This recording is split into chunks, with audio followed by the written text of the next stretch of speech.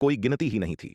हालांकि सेनापति क्रूर ने विशेष रूप से यह नहीं गिना था कि कितने दिव्य विकास लोक के अंधकार दानव मारे गए, फिर भी उसका अनुमान था कि पिछले कुछ वर्षों में अंधकार पर्वत में कम से कम 10,000 दानव मारे जा चुके थे।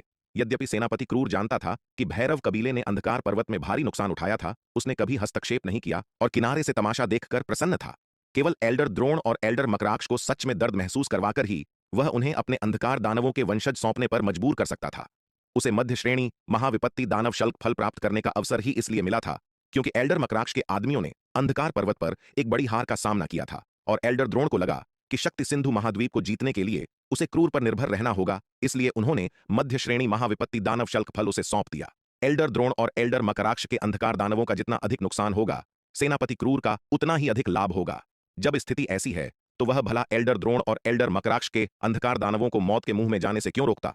दूसरी ओर एल्डर तिमिरा और एल्डर भद्रिका ने उसके साथ अच्छा व्यवहार किया था, इसलिए क्रूर ने गुप्त रूप से इन दोनों के अंधकार दानवों का पूरा ख्याल रखा और शक्ति सिंधु महाद्वीप के बारे में अपनी जानकारी उनके साथ साझा की।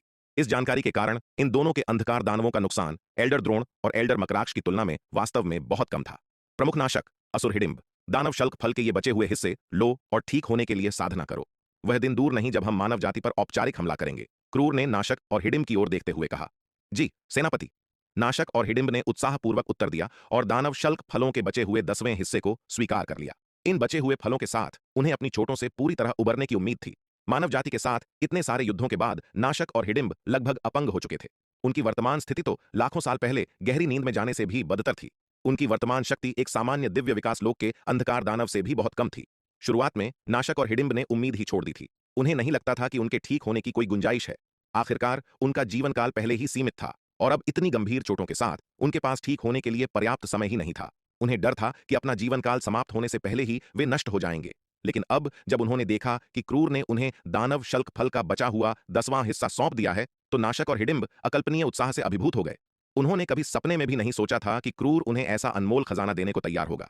एक मध्य श्रेणी दानव शल्क फल भैरव कबीले में एक अतुलनीय अनमोल खजाना था। कबीले के पारलौकिक क्षेत्र के विशेषज्ञ भी शायद ही कभी इस स्तर का खजाना प्राप्त कर पाते थे। उनकी तो बिसात ही क्या थी जो केवल अर्ध पारलौकिक क्षेत्र के अंधकार दानव थे।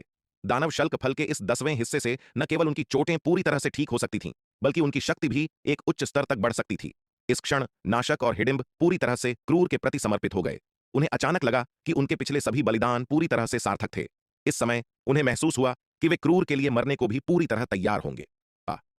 दक्षिणी महाद्वीप, अनंत परम मीनार का दूसरा स्तर। अनंत परम मीनार के भीतर एक विशाल दानव के शरीर से अत्यंत चकाचौंध करने वाली रोशनी निकल रही थी।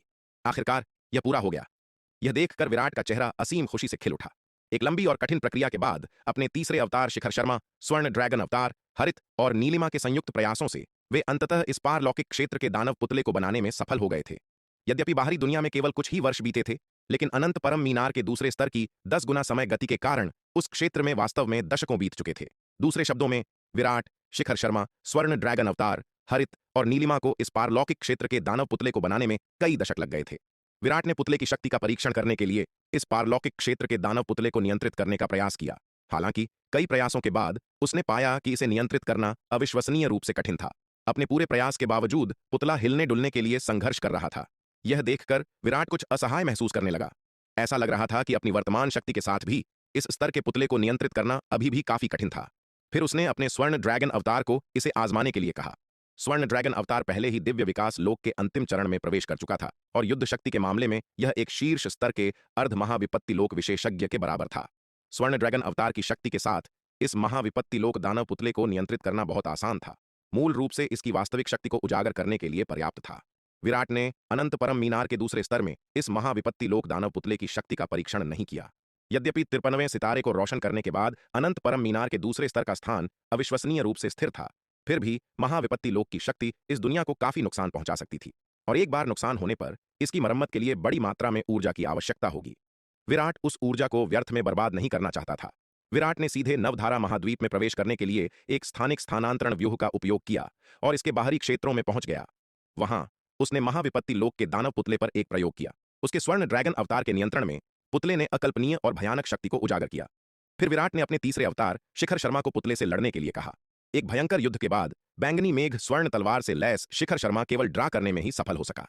महाविपत्ति लोक के साधक की भयानक शक्ति स्पष्ट थी।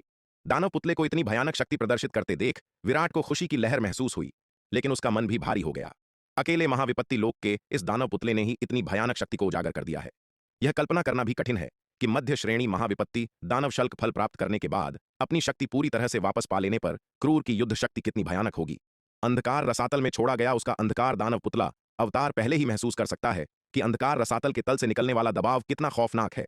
विराट अच्छी तरह जानता था कि अंधकार दानवों के खिलाफ आगामी युद्ध पूरे शक्ति सिंधु महाद्वीप के लिए एक बहुत बड़ी चुनौती और परीक्षा होगी। यद्यपि उसने महाविपत्ति लोक के दानव पुतले को सफलतापूर्वक तैयार कर लिया था, विराट ने जरा भी डील देने की हिम्मत नहीं की। उसका मुख्य शरीर, उसका स्वर्ण ड्रैगन अवतार, उसका तीसरा अवतार शिखर शर्मा और नीलिमा अपनी शक्ति बढ़ाने के लिए हर संभव प्रयास करते हुए अनंत परम मीनार के दूसरे स्तर में पागलों की तरह साधना करते रहे। इस दौरान शिखर शर्मा अक्सर प्राचीन महाद्वीप में जाता और धारा के पार वाले उपवन से आड़ू तोड़कर वापस लाता। प्राचीन महाद्वीप से आड़ुओं की बड़ी आपूर्ति के साथ मानव जाति की शक्ति अकल्पनीय गति से तेजी से बढ़ रही थी। सूर्यवीर, एल्डर दुष्यंत, एल्डर योगिता और अन्य लोग प्राचीन महाद्वीप से आड़ुओं की प्रचुर आपूर्ति, उनकी पहले से ही उत्कृष्ट युद्ध कला प्रतिभा और निरंतर भयंकर लड़ाइयों के कारण जल्दी ही अर्ध रूपांतरण लोक में प्रवेश कर गए। यहां तक कि शार्दूल ने भी बड़ी संख्या में अंधकार दानवों को खाने और प्राचीन महाद्वीप से आड़ुओं की प्रचुर आपूर्ति के कारण अपनी साधना के स्तर में बहुत वृद्धि देखी। उसने अकेले ही प्राचीन महाद्वीप के कई गरुड़ों को खा लिया था। यद्यपि शार्दूल को किसी भी स्तर को पार करने के लिए भारी मात्रा में ऊर्जा की आवश्यकता होती है, ऐसे प्रचुर संसाधनों के साथ वह जल्दी ही दिव्य विकास लोक के अंतिम चरण की सीमा तक पहुंच गया, जो दिव्य विकास लोक के शिखर में प्रवेश करने से बस एक बाल भर की दूरी पर था। शार्दूल की वर्तमान युद्ध शक्ति भी अत्यंत मजबूत है। संपूर्ण मानव जाति में उसकी युद्ध शक्ति केवल विराट के तीसरे अवतार शिखर शर्मा के बाद दूसरे स्थान पर है। एक बार जब वह दिव्य विकास लोक के शिखर में प्रवेश कर जाएगा तो उसकी शक्ति सीधे शिखर शर्मा को पार कर सकती है, जिससे वह शक्ति सिंधु महाद्वीप का सबसे मजबूत प्राणी बन जाएगा। मानव जाति की शक्ति को इतनी तेजी से सुधरते देख विराट भी बहुत प्रसन्न था। उसने गुप्त रूप से प्रार्थना की कि अंधकार दानव वंश मानव जाति पर इतनी जल्दी पूर्ण हमला न करे। जितना अधिक समय खिंचेगा, स्थिति मानव जाति के लिए उतनी ही अनुकूल होगी। प्राचीन महाद्वीप से आड़ू जैसे अविश्वसनीय रूप से चमत्कारी संसाधनों की आपूर्ति के साथ मानव जाति की शक्ति में लगभग हर दिन नाटकीय रूप से सुधार हुआ। वर्तमान में मानव जाति के पास जिस चीज की सबसे अधिक कमी थी वह समय था। पर्याप्त समय मिलने पर छोटा भैरव कबीला तलवार संप्रदाय के सामने कुछ भी नहीं होगा। हालांकि विराट यह भी जानता था कि अंधकार दानव वंश के शक्ति सिंधु महाद्वीप को ज्यादा समय देने की संभावना नहीं थी। क्रूर की शक्ति अब अपने चरम पर वापस आ गई थी और हो सकता है कि वह अपने पिछले चरम से भी अधिक मजबूत हो गया हो। शक्ति सिंधु महाद्वीप पर अंधकार दानव वंश का सर्व आक्रमण शायद अब दूर नहीं था। पागलों की तरह साधना करते हुए विराट इस युद्ध के लिए अंतिम तैयारियां भी कर रहा था। उसने शून्य समाधि महाद्वीप के साथ विनिमय करके पारलौकिक क्षेत्र स्तर के कई रक्षात्मक वस्त्र प्राप्त करने के लिए बड़ी मात्रा में संसाधन खर्च किए, जिन्हें उसने अपने तीसरे अवतार शिखर शर्मा, सूर्यवीर, उपाध्यक्ष दिवाकर, एल्डर दुष्यंत और एल्डर योगिता आदि को दे दिया। उसकी योजना में ये शक्तिशाली व्यक्ति सेनापति क्रूर के खिलाफ मुख्य बल होंगे। सेनापति क्रूर से निपटना उनके लिए अत्यंत खतरनाक था, इसलिए स्वाभाविक रूप से उन्हें अपनी सुरक्षा बढ़ाने के लिए हर संभव प्रयास करना था। वर्तमान क्रूर अतीत का कमजोर अधमरा क्रूर नहीं था, बल्कि एक सच्चा पारलौकिक क्षेत्र का विशेषज्ञ था। पारलौकिक क्षेत्र के दानव पुतले की शक्ति का परीक्षण करने के बाद विराट अच्छी तरह समझ गया था कि एक पारलौकिक क्षेत्र के विशेषज्ञ की युद्ध शक्ति कितनी भयानक होती है।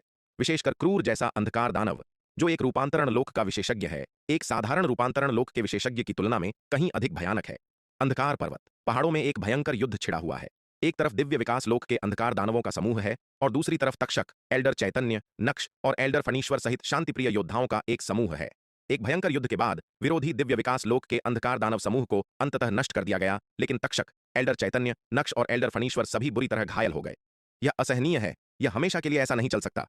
एल्डर चैतन्य ने अपने मुंह के कोने से खून पोंछा और घृणा से कहा, मुझे लगता है कि युद्ध समर्थक गुट के वे बूढ़े कमीने इस तरीके से हमें मौत के घाट उतारने की कोशिश कर रहे हैं।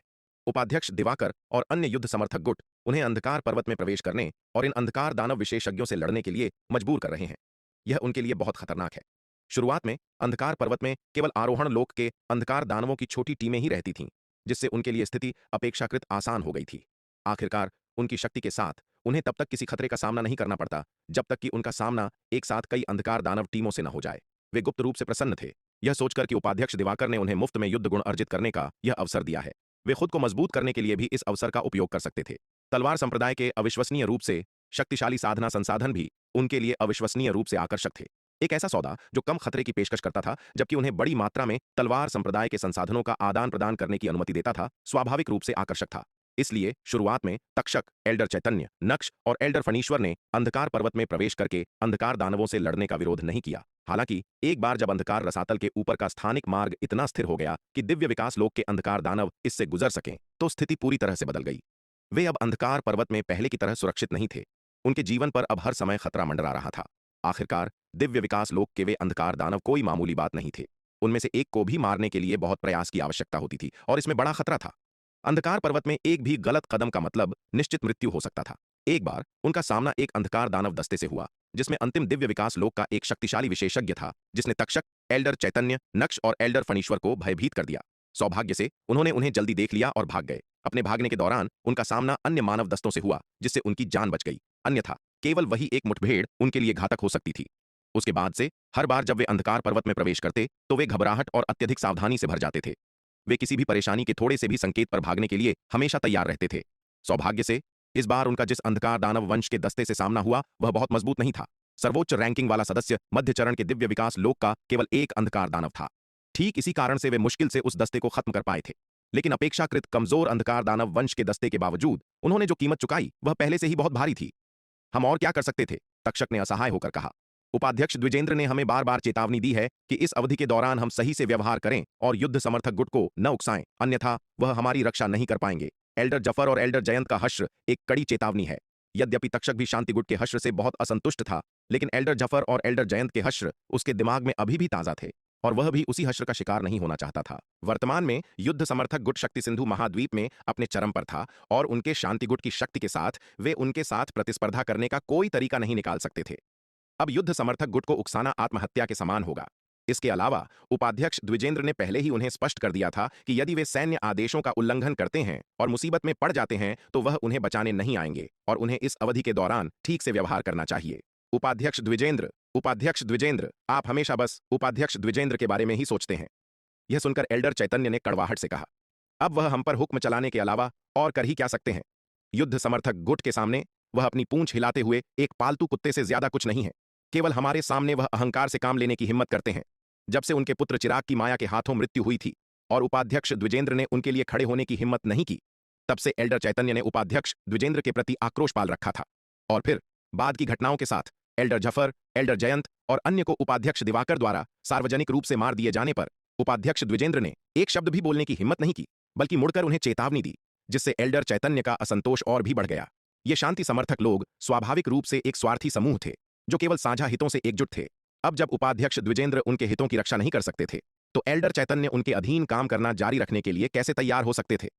एल्डर चैतन्य के शब्दों को सुनकर तक्षक, नक्श और एल्डर फणीश्वर चुप हो गए। सच कहूं तो वे हाल के वर्षों में उपाध्यक्ष द्विजेंद्र के प्रदर्शन से काफी निराश थे। उन्होंने पहले उपाध्यक्ष द्विजेंद्र का इतने पूरे दिल से अनुसरण इसलिए किया था क्योंकि इससे उन्हें भारी लाभ हुआ था। वे बड़े फायदे उठा सकते थे और दांव संघ के भीतर बेखौफ काम कर सकते थे, हर किसी पर हुक्म चला सकते थे। लेकिन अब उपाध्यक्ष द्विजेंद्र का अनुसरण करने से कोई लाभ नहीं होता।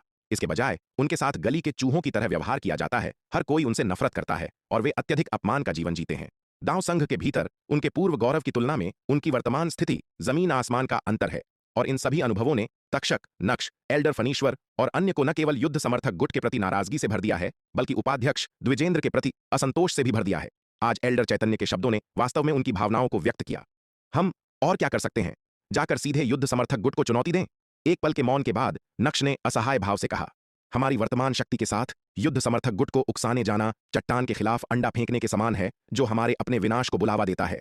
युद्ध समर्थक गुट बस हम पर हमला करने का बहाना ढूंढ रहा है। यद्यपि उनका असंतोष अत्यंत प्रबल था, नक्श और अन्य अपनी स्थिति के बारे में अभी भी बहुत स्पष्ट थे। उपाध्यक्ष द्विजेंद्र जैसा अर्ध पारलौकिक क्षेत्र का विशेषज्ञ भी अब डर के मारे कांप रहा था। उनकी तरह छोटी मछलियों की तो बात ही छोड़ दें। यद्यपि उन्होंने पिछले कुछ वर्षों में अंधकार पर्वत की लड़ाइयों में काफी युद्ध गुण अर्जित किए थे, तलवार संप्रदाय से बड़ी मात्रा में संसाधनों का आदान प्रदान किया था, जिससे उनकी शक्ति में बहुत वृद्धि हुई थी। युद्ध समर्थक गुट की शक्ति और भी अधिक बढ़ गई थी। उनके ज्ञान में अर्ध पारलौकिक क्षेत्र के विशेषज्ञों की संख्या ही 10 से कम नहीं थी।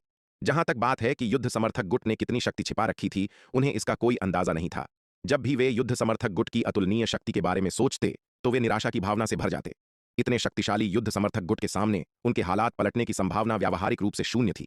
क्यों ना हम बस जाकर अंधकार दानव वंश में शामिल हो जाएं? एल्डर चैतन्य ने कहा। उनकी छोटी मनहूस आंखों में एक भयंकर चमक थी।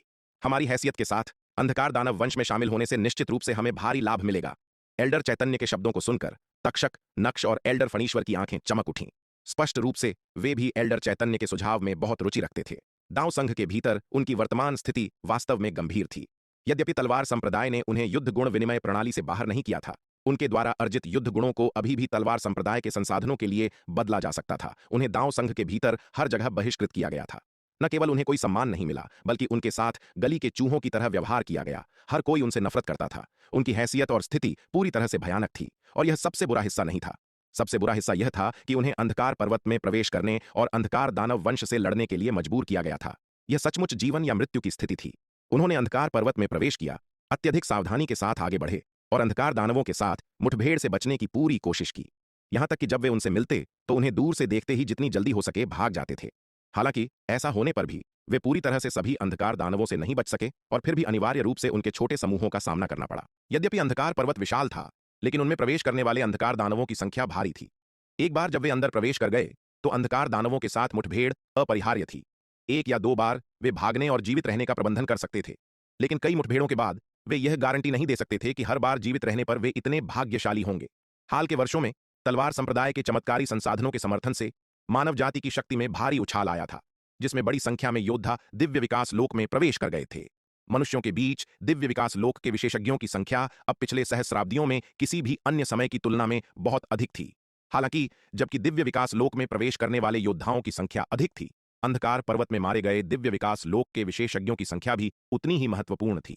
युद्ध की वकालत करने वाले योद्धा तलवार संप्रदाय के भीतर किसी भी संसाधन का स्वतंत्र रूप से आदान प्रदान कर सकते थे, जिनमें महाशक्ति ताबीज, पलायन ताबीज, वायु विस्फोटक ताबीज और विभिन्न शक्तिशाली हत्यारे व्यूह शामिल थे। उनके जीवन रक्षक तरीके कई थे। ऐसा होने पर भी कई दिव्य विकास लोक के विशेषज्ञ अभी भी अंधकार पर्वत में मारे गए। जबकि तलवार संप्रदाय ने इन शांतिप्रिय योद्धाओं को युद्ध गुण विनिमय प्रणाली से बाहर नहीं किया, उन्हें कुछ प्रमुख संसाधनों के आदान प्रदान की अनुमति नहीं थी। उदाहरण के लिए पलायन ताबीज, रूप परिवर्तन ताबीज, श्वास गोपन ताबीज और अदृश्य ताबीज, ये चमत्कारी ताबीज उनके लिए उपलब्ध नहीं थे। इसलिए वास्तविकता में युद्ध प्रेमी योद्धाओं की तुलना में उनके जीवन रक्षक तरीके बहुत कम थे। अब तक उनका बचना पूरी तरह से उनकी सतर्क रणनीति और अंधकार दानव वंश के विशेषज्ञों के साथ संपर्क से बचने के कारण था। तुम लोग अभी भी किस बात के लिए झिझक रहे हो? हमारे अंधकार दानव वंश में शामिल होने के बाद न केवल हमें उनसे लड़ना नहीं पड़ेगा, बल्कि हम बदला लेने में हमारी मदद करने के लिए उनकी शक्ति का उपयोग भी कर सकते हैं। तक्षक, नक्श और एल्डर फणीश्वर के चेहरों पर दिलचस्पी देखकर एल्डर चैतन्य गुप्त रूप से प्रसन्न हुई और जल्दी से उनसे आग्रह करना जारी रखने का अवसर जब्त कर लिया। जब से उनके पुत्र चिराग की माया के हाथों मृत्यु हुई थी, तब से उन्होंने तलवार संप्रदाय के लिए गहरा द्वेष पाल रखा था। पहले उन्होंने बदला लेने की हिम्मत इसलिए नहीं की थी क्योंकि उन्हें तलवार संप्रदाय की शक्तिशाली ताकत से डर लगता था, लेकिन हाल ही में अंधकार दानव वंश गुप्त रूप से उनसे संपर्क कर रहा था, उन्हें अपने पक्ष में करने की कोशिश कर रहा था। अंधकार दानव वंश के दल बदल करने के बार बार प्रलोभनों के तहत एल्डर चैतन्य अंततः विरोध नहीं कर सकीं और उनके साथ शामिल होने का निर्णय लिया। हालांकि एल्डर चैतन्य अंधकार दानव वंश की मांद में जाने के लिए तैयार नहीं थीं। जाने से पहले वह तक्षक और अन्य लोगों को भी अपने पक्ष में करना चाहती थीं और उन्हें अपने साथ ले जाना चाहती थीं। तक्षक और अन्य लोगों को अपने साथ ले जाना न केवल अंधकार दानव वंश के लिए एक बड़ी सेवा होगी, बल्कि उपाध्यक्ष द्विजेंद्र के खिलाफ प्रतिशोध का एक रूप भी होगा, जिससे वह दांव संघ के भीतर अलग थलग पड़ जाएगा। उन्हें न केवल अपने बेटे चिराग की मौत के लिए तलवार संप्रदाय से नफरत थी, बल्कि उपाध्यक्ष द्विजेंद्र से भी नफरत थी। उनके शांति समर्थक गुट के नेता के रूप में उपाध्यक्ष द्विजेंद्र ने उनके बेटे की मौत के लिए कोई चिंता नहीं दिखाई, कोई समर्थन नहीं दिया और यहां तक कि उन्हें कई बार परेशानी न पैदा करने की चेतावनी भी दी। एल्डर चैतन्य के व्यक्तित्व को देखते हुए वह उपाध्यक्ष द्विजेंद्र के प्रति आक्रोश कैसे नहीं पाल सकती थी? जाने से पहले उपाध्यक्ष द्विजेंद्र की पीठ में छुरा घोंपना उनके गुस्से को बाहर निकालने का एक तरीका होगा। मैं पहले इसके बारे में सोचूंगा। एल्डर चैतन्य की बातें सुनकर तक्षक ने बोलने से पहले पल भर के लिए झिझक महसूस की। यह मामला बहुत महत्व का था और इसे हल्के में नहीं लिया जा सकता था। आखिरकार एक बार निर्णय लेने के बाद पीछे मुड़ना संभव नहीं होगा। यद्यपि तक्षक आत्मसमर्पण गुट का सदस्य था, लेकिन शांति गुट में शामिल होना मुख्य रूप से उसके अपने लाभ के लिए था। वह बस युद्ध के मैदान में जाकर दानवों से मौत की लड़ाई नहीं लड़ना चाहता था। उसने अंधकार दानवों के सामने पूरी तरह से आत्मसमर्पण करने पर विचार नहीं किया था। कुछ भी हो, वह अभी भी इंसान था। वह अपने लाभ के लिए मानवीय बुद्धि को धोखा देने को तैयार था, लेकिन अगर वह पूरी तरह से अंधकार दानवों के सामने आत्मसमर्पण कर देता तो वह वास्तव में मानवता का दुश्मन बन जाता, मनुष्यों के बीच रहने में असमर्थ हो जाता और अंधकार दानवों का सदस्य बनने के लिए मजबूर हो जाता। उसने जो कीमत चुकाई वह इनाम के लायक थी या नहीं, यह उसे सावधानीपूर्वक विचार करना था। एल्डर चैतन्य और नक्श के विपरीत, जिनके बेटे माया द्वारा मारे गए थे और जिन्हें तलवार संप्रदाय से अपरिवर्तनीय नफरत थी, उसने केवल एक शिष्य गोगा को खोया था। तक्षक गोगा को बहुत महत्व नहीं देता था। उसके अपने हितों की तुलना में गोगा का जीवन उसकी नजर में तुच्छ था। इसके अलावा गोगा अभी भी जीवित था। इस संबंध में तक्षक अपने शिष्य की काफी प्रशंसा करता था। दांव संघ कानून प्रवर्तन से घिरे होने के बावजूद वह भागने में सफल रहा। यह कहा जाना चाहिए, इस संबंध में गोगा का कौशल वास्तव में उल्लेखनीय है। इसलिए सख्ती से कहा जाए तो तक्षक और तलवार संप्रदाय के बीच कोई अपरिवर्तनीय दुश्मनी नहीं है। इसके अलावा वह तलवार संप्रदाय से अपने युद्ध गुणों का आदान प्रदान कई चमत्कारी संसाधनों के लिए कर सकता है, जिनका उसने पहले कभी सपने में भी विचार नहीं किया था। इन अविश्वसनीय रूप से शक्तिशाली संसाधनों के साथ उसकी साधना की गति एक अकल्पनीय स्तर तक पहुंच गई है। दांव संघ की विरासत के मैदान में उसे एकांतवास से बाहर आए अभी 30 साल से भी कम समय हुआ है। फिर भी उसकी साधना दिव्य विकास लोक के अंतिम चरण की सीमा तक पहुंच चुकी है, जो दिव्य विकास लोक के शिखर में प्रवेश करने से बस एक बाल भर की दूरी पर है। इन 20 से अधिक वर्षों में उनकी साधना की गति पिछले लाखों वर्षों के संयुक्त साधना गति से कहीं अधिक तेज है। इस दर पर वह जल्द ही दिव्य विकास लोक के शिखर में प्रवेश कर जाएगा। यदि वह लगातार युद्ध गुण अर्जित करना जारी रख सकता है तो भविष्य में अर्ध महाविपत्ति लोक में प्रवेश करना असंभव नहीं है, और यह सब अंधकार दानव वंश प्रदान करने में सक्षम नहीं हो सकता है। बहुत सोच विचार के बाद तक्षक झिझक गया। चलो पहले वापस चलते हैं और तलवार संप्रदाय में साधना संसाधनों के लिए इन अंधकार दानव लाशों का आदान प्रदान करते हैं, तक्षक ने अंततः कहा। यह सुनकर एल्डर चैतन्य ने कुछ और नहीं कहा। तक्षक सही था। बाद में उन्हें जो भी निर्णय लेना पड़े, उन्हें पहले तलवार संप्रदाय में साधना संसाधनों के लिए इन अंधकार दानव लाशों का आदान प्रदान करना चाहिए। आखिरकार वे साधना संसाधन मुफ्त थे। यद्यपि एल्डर चैतन्य ने अंधकार दानव वंश में शामिल होने का फैसला किया था, उसने जो कुछ भी किया वह अपने फायदे के लिए था। वह संभवतः वास्तव में वफादार नहीं हो सकती थी। तलवार संप्रदाय में संसाधनों के लिए अंधकार दानव लाशों का आदान प्रदान करते समय वह पलक भी नहीं झपकाती। भले ही वह अंधकार दानव वंश में शामिल हो गई हो, फिर भी वह गुप्त रूप से कुछ अंधकार दानवों की हत्या कर सकती है और मानव जाति के साथ संसाधनों के आदान प्रदान के लिए उनकी लाशों का उपयोग कर सकती है। इन स्वार्थी और आत्मपरायण आत्मसमर्पण करने वालों के लिए ऐसा कोई भी नहीं था जिसके प्रति वे वफादार थे। उनके दिल में उनके अपने हित हमेशा सर्वोपरि थे। दानवनाशक नगर लौटने के बाद यह समूह तलवार संप्रदाय के गढ़ में गया और विभिन्न साधना संसाधनों के लिए अंधकार दानवों की लाशों का आदान प्रदान किया। मानव योद्धाओं के लिए संसाधन विनिमय की सुविधा के लिए तलवार संप्रदाय ने दानवनाशक नगर में एक युद्ध गुण विनिमय बिंदु स्थापित किया था। मानव योद्धाओं को युद्ध गुणों और विभिन्न खजानों और संसाधनों का आदान प्रदान करने के लिए अब दक्षिणी महाद्वीप की यात्रा करने की आवश्यकता नहीं थी। वे सीधे दानवनाशक नगर में विनिमय बिंदु पर ऐसा कर सकते थे। तक्षक, एल्डर चैतन्य, नक्श और एल्डर फणीश्वर ने अपने संबंधित योगदान के अनुसार बदले गए साधना संसाधनों को विभाजित किया। संसाधनों को वितरित करने के बाद एल्डर चैतन्य ने अंधकार दानवों में शामिल होने के लिए अंधकार रसातल जाने का मामला उठाया, लेकिन तक्षक और नक्श ने कहा कि उन्हें इस पर और विचार करने की आवश्यकता है। यह बहुत महत्वपूर्ण बात थी और वे कोई जल्दबाजी में निर्णय नहीं लेना चाहते थे। तक्षक और नक्श को झिझकते हुए देखकर एल्डर चैतन्य ने उन्हें और मजबूर नहीं किया। इसके बजाय एल्डर फणीश्वर को दल बदल के लिए राजी करने पर अपना ध्यान केंद्रित किया। समूह में केवल एल्डर फणीश्वर ने उनके प्रस्तावों का विरोध नहीं किया था। एल्डर चैतन्य के कुछ आग्रह के बाद एल्डर फणीश्वर अंततः सहमत हो गए और उनके निर्णय को मान लिया। उस दिन अंधकार पर्वत में प्रवेश करने और अंधकार दानव वंश से लड़ने के अवसर का लाभ उठाते हुए वे चुपचाप अंधकार रसातल की ओर उड़ गए। लेकिन जैसे ही वे अंधकार रसातल के पास पहुंचने वाले थे, एक आकृति ने उनका रास्ता रोक लिया। चैतन्य, तुम क्या करना चाहती हो? उस आकृति ने एल्डर चैतन्य को घूरते हुए ठंडे स्वर में कहा। उपाध्यक्ष दिवाकर, आप यहां क्या कर रहे हैं? अपना रास्ता रोके जाने पर एल्डर चैतन्य चौंक गईं और बड़े आश्चर्य से पूछा।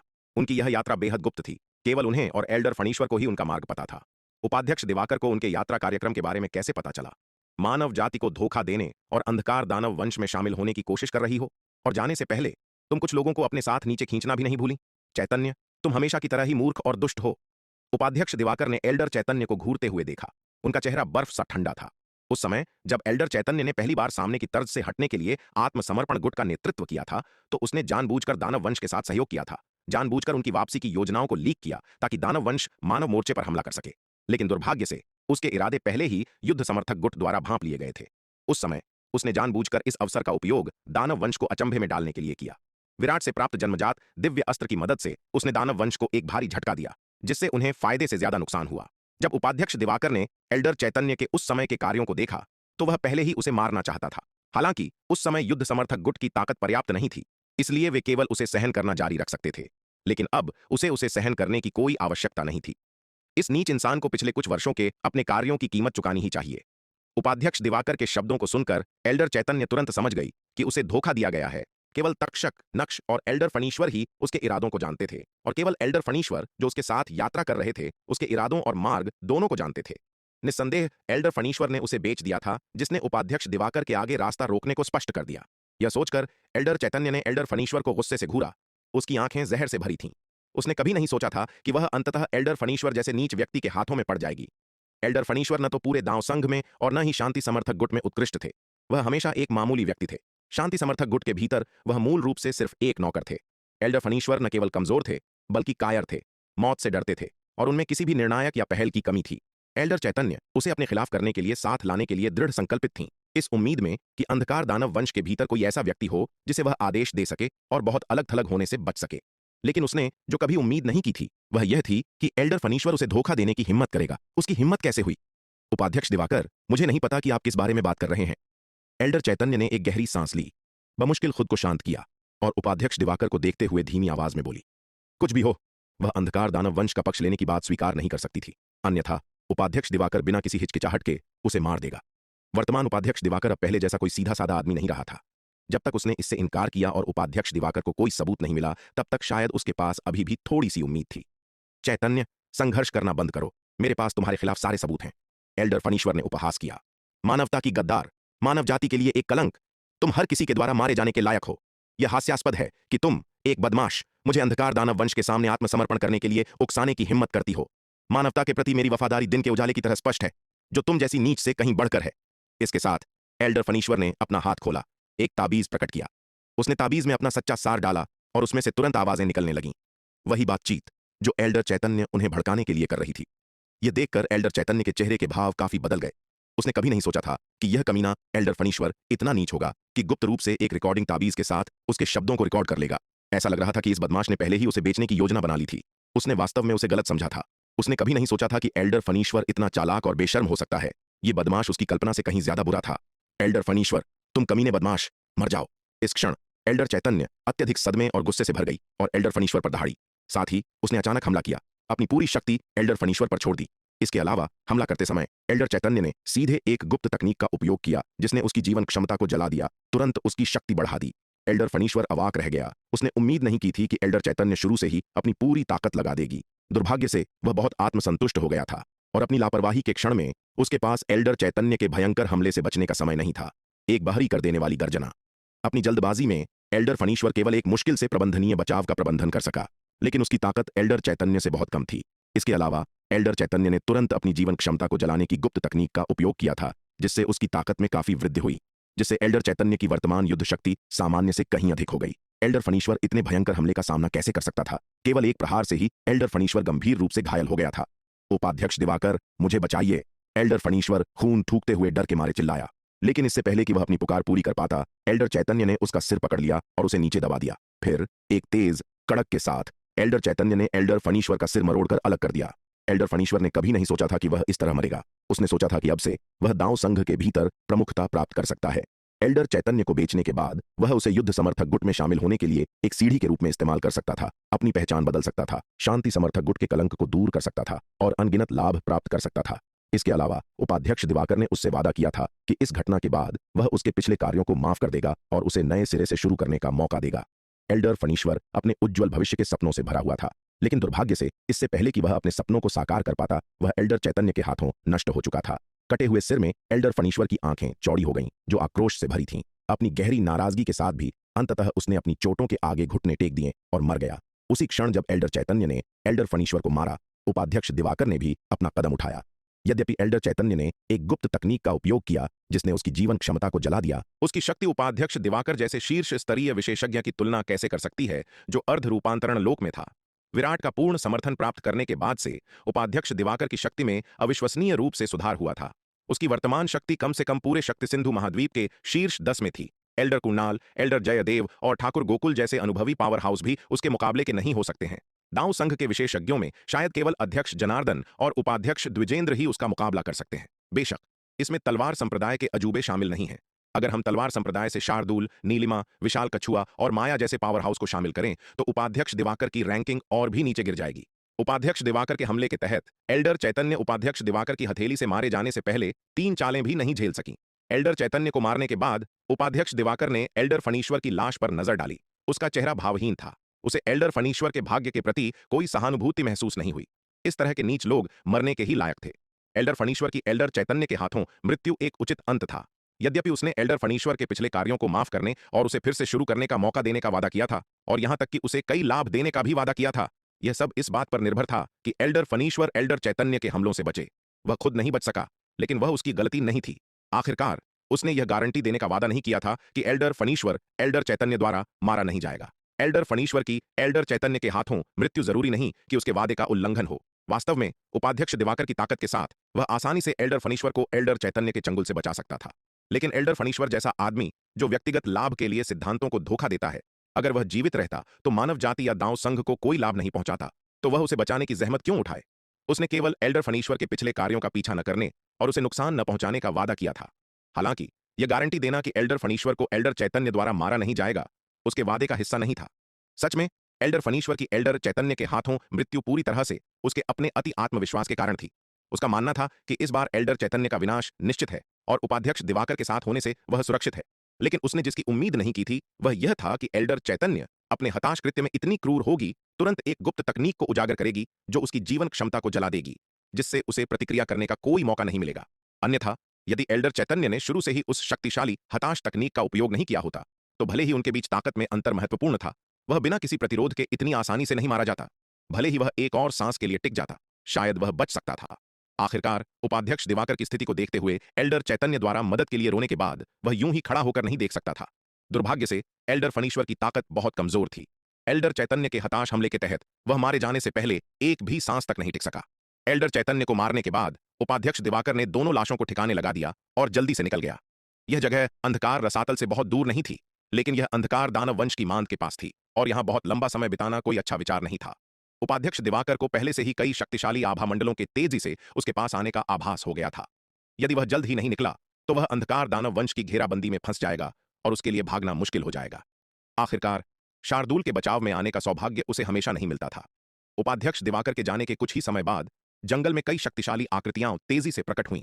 अंधकार दानवों में से एक असुर सांब था जो अर्ध रूपांतरण लोक का विशेषज्ञ था, जिसने क्रूर को मध्य श्रेणी महाविपत्ति दानव शल्क फल प्रदान किया था। यहां अभी अभी एक लड़ाई हुई है। ऐसा लगता है कि जिस इंसान को हमने भर्ती करने की कोशिश की थी वह मारा गया है। असुर सांब ने परिवेश का सर्वेक्षण किया और एल्डर चैतन्य से फिर से संपर्क करने की कोशिश की, लेकिन उसने चाहे कितनी भी कोशिश की, उसके संदेश बिना किसी निशान के गायब हो गए।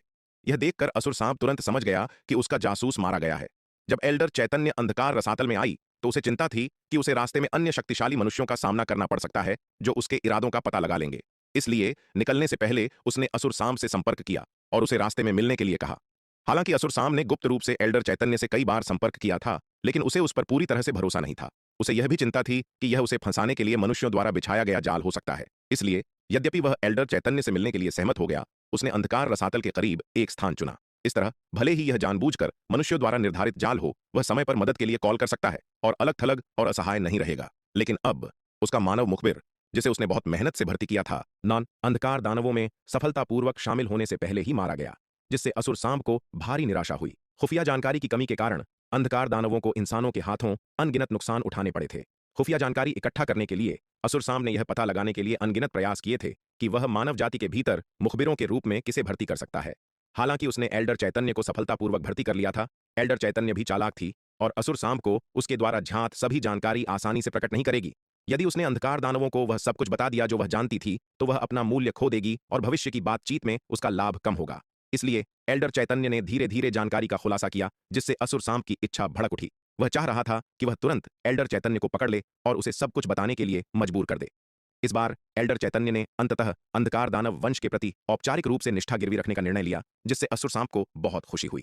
एल्डर चैतन्य द्वारा प्रदान की गई खुफिया जानकारी के साथ उसे मानव जाति की आंतरिक स्थिति की बहुत बेहतर समझ होगी, जिससे भविष्य में जानकारी की कमी के कारण होने वाले नुकसान को रोका जा सकेगा। दुर्भाग्य से इससे पहले कि उसकी योजना सफल हो पाती, जिस व्यक्ति को उसने बड़ी मेहनत से अपने पक्ष में किया था उसे मार दिया गया, जिससे उसके वर्षों के प्रयास व्यर्थ हो गए। इससे असुर सांप को क्रोध आ गया। ऐसा लग रहा था कि शक्ति सिंधु महाद्वीप के खिलाफ यह युद्ध अंततः क्रूर पर निर्भर करेगा। अकेले अंधकार दानव वंश पर शक्ति सिंधु महाद्वीप को जीतने के लिए निर्भर रहना अवास्तविक था। शक्ति सिंधु महाद्वीप पर आने और मनुष्यों के साथ अनगिनत बार संघर्ष करने के बाद से असुर सांब ने इस विरोधी से निपटने की कठिनाई का गहराई से अनुभव किया था। यह विरोधी उसकी कल्पना से कहीं अधिक दुर्जय था। कोई आश्चर्य नहीं कि क्रूर और नाशक दोनों को शक्ति सिंधु महाद्वीप पर बार बार झटके लगे थे। यह आंतरिक संपर्क टूट गया है। हमें बस ग्रैंड एल्डर को सच्चाई से स्थिति की रिपोर्ट करनी चाहिए। क्रूर इतने लंबे समय से ठंडे दिमाग से देख रहा है, हमारे साथ कोई खुफिया जानकारी साझा नहीं कर रहा है। वह स्पष्ट रूप से हमें विफल होते हुए देखना चाहता है। इसके अलावा उस आदमी के पास अब कई वर्षों से मध्य श्रेणी दानव शल्क फल है। तार्किक रूप से उसकी चोटें अब तक अपनी चरम स्थिति में ठीक हो जानी चाहिए थीं, लेकिन उसने अभी तक कोई कदम नहीं उठाया है। हम नहीं जानते कि वह क्या योजना बना रहा है। पश्चिमी महाद्वीप में दानव नाशक नगर में तक्षक और नक्श को जल्दी ही खबर मिली कि एल्डर चैतन्य और एल्डर फणीश्वर की जीवन पट्टिकाएं टूट गई हैं। ये खबर पाकर तक्षक और नक्ष दोनों हैरान हुए और गुप्त रूप से राहत भी महसूस की। सौभाग्य से उन्होंने अंधकार दानव वंश में शामिल होने के लिए एल्डर चैतन्य का पालन करने का जल्दबाजी भरा निर्णय नहीं लिया था, अन्यथा वे भी उन लोगों में से होते जिनकी जीवन पट्टिकाएं टूट गई थीं। हालांकि राहत मिलने के साथ साथ वे संदेह से भी भरे हुए थे। किसने जानकारी लीक की जिससे एल्डर चैतन्य और एल्डर फणीश्वर की मौत हो गई? यद्यपि वे एल्डर चैतन्य और एल्डर फणीश्वर की मृत्यु का सटीक कारण नहीं जानते थे, यह अत्यधिक संभव था कि वे अंधकार दानव वंश के हाथों नहीं मरे थे, बल्कि मनुष्यों के हाथों मरे थे। चूंकि एल्डर चैतन्य ने अंधकार दानव वंश में शामिल होने का फैसला किया था, इसलिए उसने पहले से ही तैयारी की होगी। उसने अंधकार दानव वंश के उच्च स्तरीय लोगों से संपर्क किया होगा, अन्यथा एल्डर चैतन्य इतना जल्दबाजी भरा निर्णय नहीं लेती। आखिरकार, यदि पूर्व संचार नहीं होता, तो अंधकार दानव वंश के क्षेत्र की उसकी यात्रा का परिणाम केवल उसे दुश्मन के रूप में मारे जाने के रूप में होता। लेकिन चूंकि उसने पहले ही व्यवस्था कर ली थी, एल्डर चैतन्य निश्चित रूप से अंधकार दानव वंश के हाथों नहीं मरेगी। यद्यपि तक्षक और नक्ष को शक्ति सिंधु महाद्वीप की वर्तमान स्थिति के बारे में उपाध्यक्ष दिवाकर और विराट जितनी व्यापक समझ नहीं थी, वे वास्तव में मानव जाति के उच्च पदस्थ सदस्य थे। वे जानते थे कि अंधकार दानव वंश को मानव जाति से खुफिया जानकारी की सख्त जरूरत थी। इसलिए इन वर्षों में अंधकार दानव वंश मानव जाति में घुसपैठ करने में कोई कसर नहीं छोड़ रहा था और उनसे उपयोगी जानकारी प्राप्त करने की कोशिश कर रहा था। तक्षक और नक्ष अंधकार दानव वंश के संपर्क से अछूते नहीं थे। हालांकि ठाकुर गजराज की मिसाल को देखते हुए उन्होंने आसानी से उस सीमा को पार करने की हिम्मत नहीं की। वे नहीं जानते थे कि तलवार संप्रदाय और युद्ध समर्थक गुट उन पर कितनी बारीकी से नजर रखे हुए थे। अगर अंधकार दानव वंश के साथ उनकी मिलीभगत उजागर हो गई तो उनका अंजाम निश्चित मौत होगी। यद्यपि तक्षक और नक्ष ने अंधकार दानव वंश के साथ वास्तव में मिलीभगत करने की हिम्मत नहीं की, लेकिन वे इन घटनाओं से देख सकते थे कि अंधकार दानव वंश मानव जाति पर खुफिया जानकारी इकट्ठा करने के लिए कितना उत्सुक था। इसलिए तक्षक और नक्ष यह निष्कर्ष निकाल सकते थे कि अंधकार दानव वंश एल्डर चैतन्य जैसे मानव योद्धा को कभी नहीं मारेगा, जो उनके लिए बहुत मूल्यवान था। इसके विपरीत वे उन्हें बचाने में कोई कसर नहीं छोड़ेंगे। लेकिन अब एल्डर चैतन्य और एल्डर फणीश्वर मर चुके थे। इसका एकमात्र स्पष्टीकरण यह था कि वे अंधकार दानव वंश के हाथों नहीं मरे, बल्कि शक्तिशाली मानव योद्धाओं के हाथों मरे थे। और उनके मानव योद्धाओं के हाथों मरने का कारण यह होना चाहिए कि उनकी योजनाएं उजागर हो गई थीं। लेकिन केवल वे चार ही जानते थे कि एल्डर चैतन्य का इरादा अंधकार दानव वंश में शामिल होने का था। चूंकि एल्डर चैतन्य और एल्डर फणीश्वर ने अंधकार दानव वंश में शामिल होने का विकल्प चुना था, इसलिए उन्होंने निश्चित रूप से खुद जानकारी लीक नहीं की थी। आखिरकार कोई भी इतना मूर्ख नहीं होगा कि आत्महत्या जैसा कुछ करे। इसलिए जानकारी लीक करने वाले एकमात्र लोग जीवित बचे लोग थे। तक्षक और नक्ष दोनों जानते थे कि उन्होंने खुद जानकारी लीक नहीं की थी, इसलिए इस समय उन दोनों ने अपने संदेह को दूसरे पक्ष पर केंद्रित कर दिया। तब से तक्षक और नक्ष एक दूसरे के प्रति संदेहास्पद और सतर्क थे। अब एक दूसरे पर भरोसा करने की हिम्मत नहीं कर रहे थे। हर किसी को डर था कि दूसरा उन्हें धोखा दे सकता है। एल्डर चैतन्य की घटना ने उनके रिश्ते में एक बड़ी दरार पैदा कर दी। भरोसे के इस अपार संकट के तहत किसी ने भी दूसरे के साथ रहने की हिम्मत नहीं की। यहां तक कि जब वे एक साथ थे तो वे हमेशा किनारे पर रहते थे, एक दूसरे से पूरी तरह सावधान रहते थे। जहां तक अंधकार पर्वत में उनकी संयुक्त लड़ाई जारी रखने की बात है, तो यह पूरी तरह से सवाल से बाहर था। अंधकार दानव विश्व, भैरव कबीला, असुर सांप ने शक्ति सिंधु महाद्वीप की स्थिति पर elder Drona, elder Makraksh, elder Timira, elder Bhadrika और अन्य पारलौकिक क्षेत्र के विशेषज्ञों को एक विस्तृत रिपोर्ट दी। असुर सांप की रिपोर्ट सुनने के बाद एल्डर द्रोण के चेहरे के भाव बेहद गंभीर हो गए। आदेश भेजो, आरोहण लोक की सभी सेनाओं को शक्ति सिंधु महाद्वीप में स्थानांतरित करो और साथ ही 3 लाख दिव्य विकास लोक के सैनिकों को भी भेजो। एल्डर द्रोण ने बेहद उदास चेहरे के साथ कहा। क्रूर से कहो कि कबीले ने उसे मध्य श्रेणी महाविपत्ति दानव शल्क फल किसी बेकार इंसान को खिलाने के लिए नहीं दिया है। मैं उसे ज्यादा से ज्यादा 3 साल का समय दे रहा हूं। 3 साल के भीतर उसे शक्ति सिंधु महाद्वीप पर कब्जा करना होगा, अन्यथा वह अपना सिर लेकर मेरे पास आ सकता है। जी एल्डर। एल्डर द्रोण के शब्द सुनकर असुर सांब ने जल्दी और सम्मानपूर्वक सहमति व्यक्त की। एल्डर द्रोण के शब्दों को सुनकर एल्डर तिमिरा, एल्डर भद्रिका और एल्डर मकराक्ष ने एक दूसरे की ओर देखा। एल्डर वास्तव में गंभीर था। वह भैरव कबीले की पूरी किस्मत दांव पर लगा रहा था। लेकिन इसमें कोई आश्चर्य नहीं था। भैरव कबीले ने पिछले कुछ वर्षों में शक्ति सिंधु महाद्वीप पर विनाशकारी नुकसान उठाया था। लगभग 3 करोड़ आरोहण लोक के सैनिक खो गए थे और दसियों हजार दिव्य विकास लोक के अंधकार दानव भी नष्ट हो गए थे। अगर हम उन अंधकार दानव सेनाओं को शामिल करें जो लाखों साल पहले मार्च कर चुकी थीं, तो भैरव कबीले को शक्ति सिंधु महाद्वीप पर जो नुकसान उठाना पड़ा वह और भी विनाशकारी था। यदि वे शक्ति सिंधु महाद्वीप को नहीं जीत सके तो इन वर्षों में भैरव कबीले द्वारा सहे गए सभी भारी नुकसान व्यर्थ हो जाएंगे। इसलिए कीमत चाहे जो भी हो, भैरव कबीले को शक्ति सिंधु महाद्वीप पर कब्जा करना ही था। इस बार भैरव कबीले ने अपने लगभग सारे संसाधन इस प्रयास में झोंक दिए थे। आरोहण लोक की इसकी सभी शेष सेनाओं को शक्ति सिंधु महाद्वीप में तैनात कर दिया गया था और इसके दिव्य विकास लोक के 60% से अधिक सैनिकों को भी लगा दिया गया था। भैरव कबीले के पास मूल रूप से आरोहण लोक के कुल 10 करोड़ सैनिक थे, लेकिन शक्ति सिंधु महाद्वीप पर 3 करोड़ के नुकसान के कारण केवल 7 करोड़ शेष रह गए थे। जहां तक दिव्य विकास लोक के सैनिकों की बात है, भैरव कबीले के पास 5 लाख थे, लेकिन इन वर्षों में शक्ति सिंधु महाद्वीप पर दसियों हजार और खोने के बाद केवल 4 लाख से थोड़े अधिक बचे थे। 3 लाख दिव्य विकास लोक के सैनिकों की यह तैनाती भैरव कबीले की संपूर्ण दिव्य विकास लोक सेना के 60% से अधिक है। यदि यह तथ्य न होता कि भैरव कबीले के पास कुछ प्रमुख गढ़ हैं जहां अधिक दिव्य विकास लोक के सैनिकों की उपस्थिति की आवश्यकता थी और कि दिव्य विकास लोक सेना के इस हिस्से को बख्शा नहीं जा सकता था, तो एल्डर द्रोण ने संभवतः अपने सभी दिव्य विकास लोक के सैनिकों को लगा दिया होता। यदि वह शक्ति सिंधु महाद्वीप की यात्रा कर पाता तो वह बहुत पहले ही व्यक्तिगत रूप से वहां चला जाता। हालांकि शक्ति सिंधु महाद्वीप और भैरव कबीले को जोड़ने वाले स्थानिक मार्ग को केवल महाविपत्ति लोक के नीचे के अंधकार दानव ही पार कर सकते हैं और तारों वाले आकाश को पार करने में बहुत लंबा समय लगेगा, जिससे एल्डर द्रोण को व्यक्तिगत रूप से शक्ति सिंधु महाद्वीप में जाने से रोका जा सकता है। इसके बाद महाविपत्ति लोक के नीचे भैरव कबीले की लगभग सभी ताकतों को बड़े पैमाने पर लामबंद किया जाना शुरू हो गया, जो शक्ति सिंधु महाद्वीप पर आगामी सर्व आक्रमण की तैयारी कर रहे थे। असुर लोक, अंधकार, रसातल। क्रूर ने नीचे खड़े असुर सांप की ओर देखा। उसके चेहरे पर एक ठंडी मुस्कान थी। ग्रैंड एल्डर आखिरकार चिंतित हो गए। यह सब बिल्कुल वैसा ही था जैसी उसे उम्मीद थी। केवल तभी जब भैरव कबीले को वास्तविक दर्द महसूस होगा, वे अपने सभी सैनिकों की कमान उसे सौंप देंगे। अन्यथा वे अभी भी उसे दरकिनार करने और दूरस्थ कमान के माध्यम से शक्ति सिंधु महाद्वीप को जीतने की उम्मीद कर रहे थे। उसने शक्ति सिंधु महाद्वीप पर इतनी भारी कीमत चुकाई थी, वह संभवतः इतनी महत्वपूर्ण जीत दूसरों को कैसे सौंप सकता था। और अब भैरव कबीले के गंभीर नुकसान ने अंततः ग्रैंड एल्डर द्रोण और अन्य लोगों को अपने पिछले भ्रमों को छोड़ने और वास्तव में सेना की कमान उसे सौंपने के लिए मजबूर कर दिया। प्रमुख नाशक असुर हिडिंब, क्रूर ने पुकारा। एक गड़गड़ाहट की आवाज पूरे अंधकार रसातल में गूंज उठी, जो धरती की गहराई तक पहुंच गई। गहरी भूमिगत प्रमुख नाशक और असुर हिडिंब, जो साधना कर रहे थे, ने क्रूर की पुकार सुनी और तुरंत जमीन से बाहर निकले। क्रूर को सम्मानपूर्वक प्रणाम किया और कहा, सेनापति क्रूर, आपके क्या आदेश हैं? तुम्हारी साधना कैसी चल रही है? क्रूर ने उनकी ओर देखा और शांति से पूछा। आपके इनाम के लिए धन्यवाद सेनापति, हमारी ताकत अपने चरम पर लौट आई है। प्रमुख नाशक और असुर हिडिंब ने सम्मानपूर्वक उत्तर दिया। मध्य श्रेणी महाविपत्ति दानव शल्क फल का शेष 10वां हिस्सा जो क्रूर ने उन्हें प्रदान किया था, उसने न केवल उनकी चोटों को पूरी तरह से ठीक कर दिया था, बल्कि उनकी ताकत को भी बहुत बढ़ा दिया था। वे दोनों अब अर्ध महाविपत्ति लोक की सीमा तक पहुंच गए थे, जो सच्चे महाविपत्ति लोक में प्रवेश करने से बस एक बाल भर की दूरी पर थे। बहुत अच्छा, यह सुनकर क्रूर ने संतुष्टि से सिर हिलाया। चूंकि अब तुम्हारी चोटें ठीक हो गई हैं, इसलिए खुद को तैयार कर लो। 3 दिनों में हम मानव जाति के खिलाफ अपना अंतिम हमला शुरू करेंगे। जी सेनापति, प्रमुख नाशक और असुर हिडिंब ने उत्साहपूर्वक उत्तर दिया। उन्होंने इस पल के लिए बहुत लंबा इंतजार किया था और अब यह आखिरकार आ ही गया था। प्रमुख नाशक और असुर हिडिंब सर्व आक्रमण की तैयारी शुरू करने के लिए पीछे हट गए। क्रूर के सबसे भरोसेमंद विश्वास पात्रों के रूप में जो अंधकार दानव सेना शक्ति सिंधु महाद्वीप में आई थी, वह स्वाभाविक रूप से उनके अधीन थी। अंधकार दानवों की बड़े पैमाने पर होने वाली गतिविधियां विराट के अंधकार दानव पुतला अवतार की नजर से नहीं बच सकती थीं। जब उसने अंधकार दानव सैनिकों की लहर के बाद लहर को लगातार समायोजित और तैयारी करते देखा, तो विराट को पता चल गया कि यह युद्ध अंततः शुरू होने वाला था। दक्षिणी महाद्वीप। विराट अनंत परम मीनार के दूसरे स्तर से निकला। उसका तीसरा अवतार शिखर शर्मा अपने स्वर्ण ड्रैगन अवतार हरित और नीलिमा के साथ दानव नाशक नगर में पहुंचे। विराट ने व्यक्तिगत रूप से युद्ध के लिए विभिन्न तैयारियां करते हुए अग्रिम पंक्ति से संचालन का निर्देश दिया। तलवार संप्रदाय की आरोहण लोक की लगभग सभी सेनाओं को पश्चिमी महाद्वीप में अंधकार पर्वत मोर्चे पर तैनात किया गया था।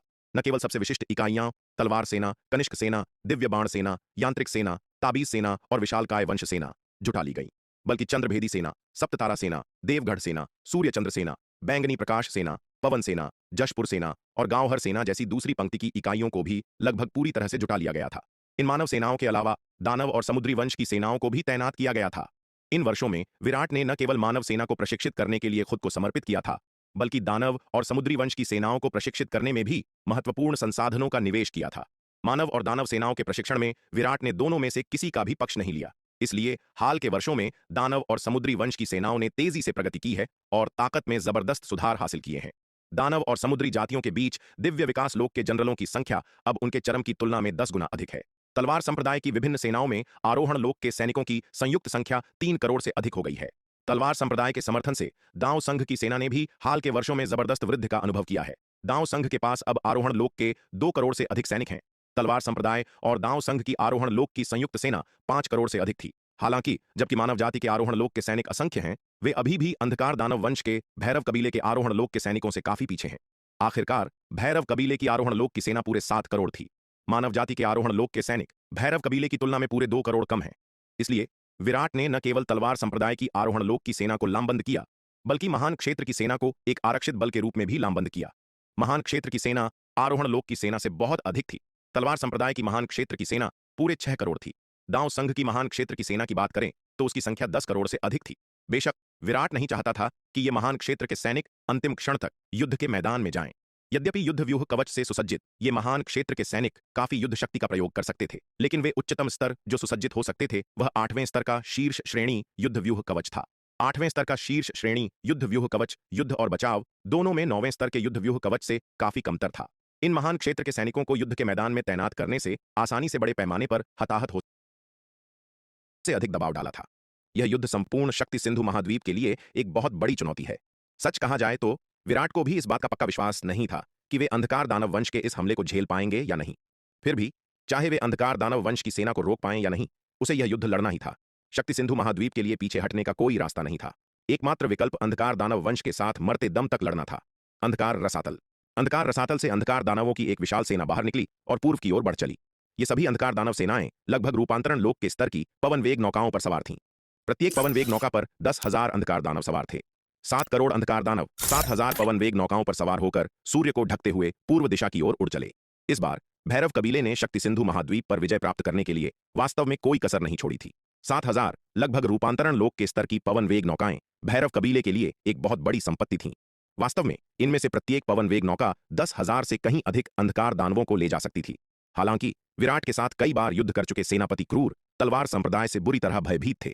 उन्हें डर था कि मार्च पर केंद्रित उनकी सेनाओं पर इंसानों द्वारा घात लगाकर हमला किया जा सकता है, जिससे वे पूरी तरह से मिट जाएंगे। यदि एक पवन वेग नौका बहुत अधिक अंधकार दानवों को ले जाती है और उन नौकाओं पर घात लगाकर उन्हें नष्ट कर दिया जाता है, तो नुकसान कहीं अधिक विनाशकारी होगा। जब उन्होंने पहली बार इंसानों के खिलाफ 70 लाख से अधिक आरोहण लोक के योद्धाओं की सेना का नेतृत्व किया था, तब प्रत्येक पवन वेग नौका पर 5 लाख अंधकार दानव सवार थे।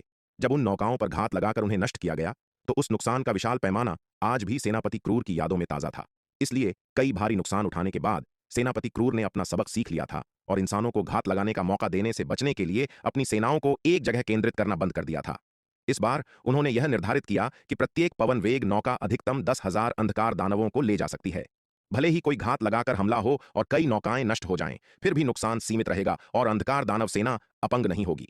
इसके अलावा इंसानों द्वारा किए जाने वाले हमलों से बचने के लिए सेनापति क्रूर ने न केवल प्रत्येक पवन वेग नौका द्वारा ले जाए जा सकने वाले अंधकार दानवों की संख्या को सीमित किया, बल्कि नौकाओं को छित्रकर यात्रा करने का भी आदेश दिया। आसमान में 7,000 से अधिक विशाल पवन वेग नौकाएं खरबों मील के दायरे में बिखरी हुई थीं और प्रत्येक नौका के बीच काफी दूरी थी।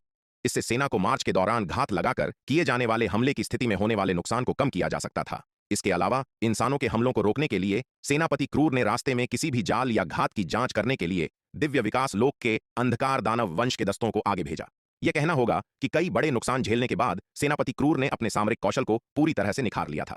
सेनापति क्रूर की कड़ी सुरक्षा के तहत अंधकार दानव सेना के मार्ग में घात लगाने के विराट के प्रयास काफी कठिन और महंगे हो गए थे।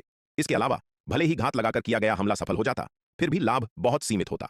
कई बार घात लगाकर किए गए हमलों के बाद तलवार संप्रदाय केवल कुछ 100 दिव्य विकास लोक के अंधकार दानवों और दसियों हजार आरोहण लोक के अंधकार दानवों को ही मार पाया था, जिससे बहुत सीमित परिणाम प्राप्त हुए।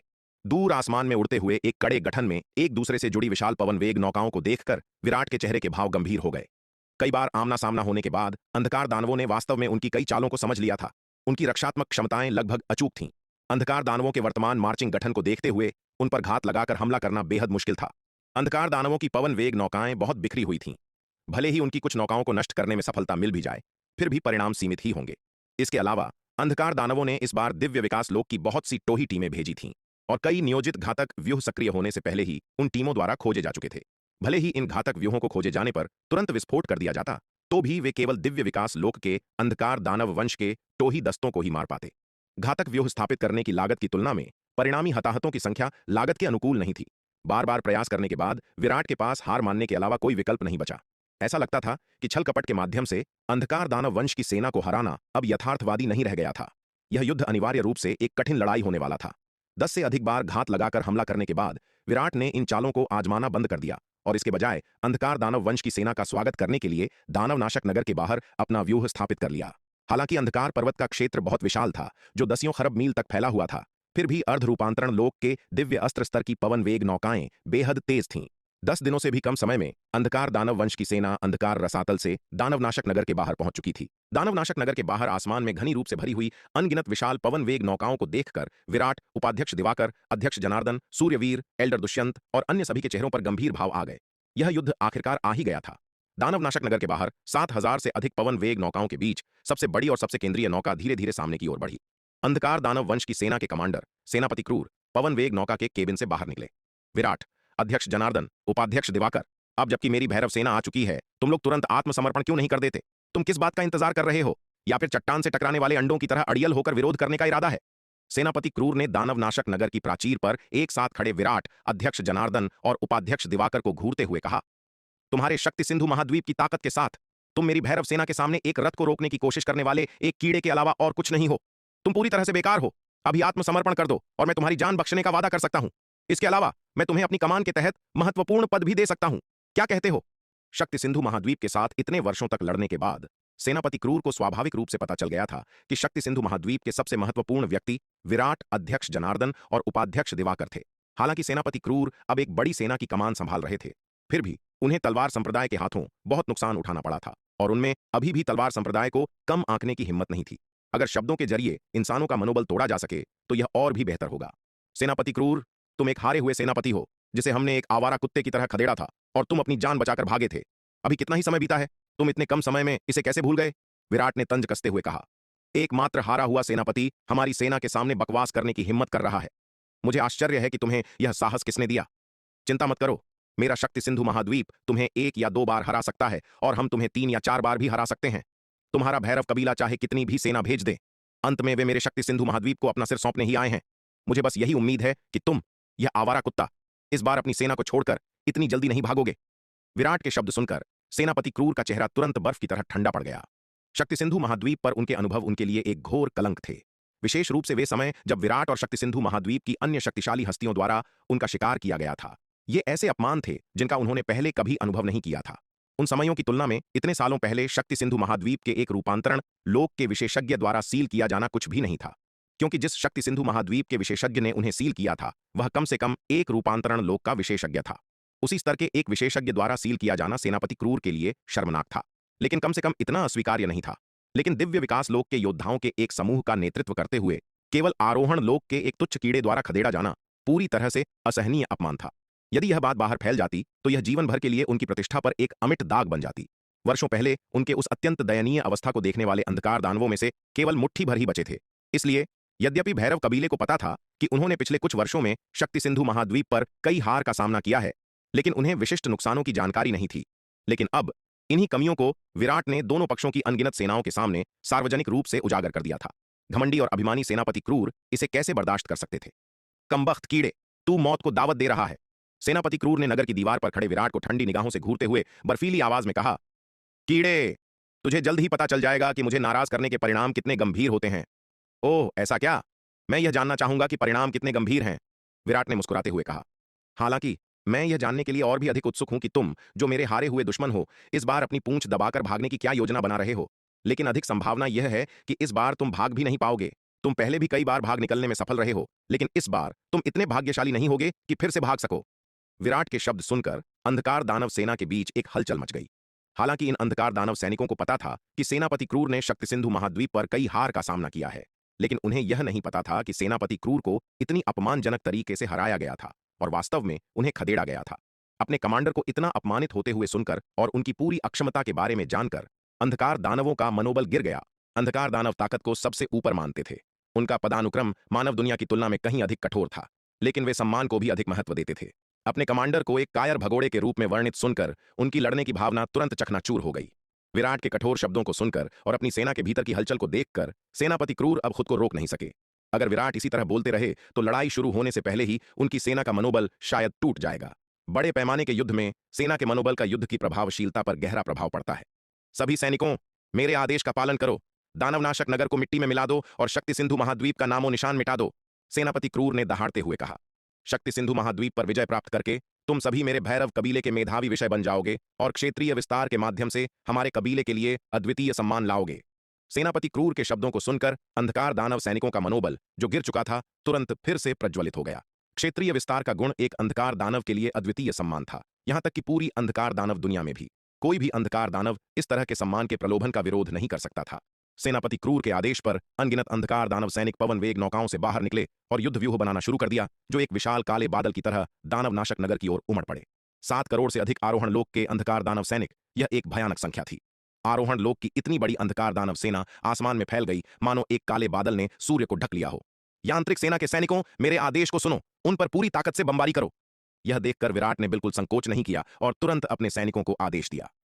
हमला करने का सबसे अच्छा अवसर तब था जब अंधकार दानव सैनिक अपने युद्ध व्यूह को पूरी तरह से बनाने से पहले की अवस्था में थे। विराट के शब्दों को सुनकर यांत्रिक सेना के सैनिकों ने तुरंत नगर की दीवारों पर पहले से ही स्थित युद्ध मशीनों को सक्रिय कर दिया और उन्हें अंधकार दानव सेना की ओर दाग दिया।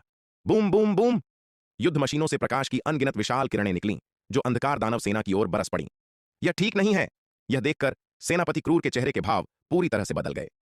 असुर सांब, इन युद्ध मशीनों को रोकने के लिए सैनिकों का नेतृत्व करो और हमारी सेना के लिए समय निकालो, सेनापति क्रूर ने अपने बगल में खड़े असुर सांब पर चिल्लाते हुए कहा।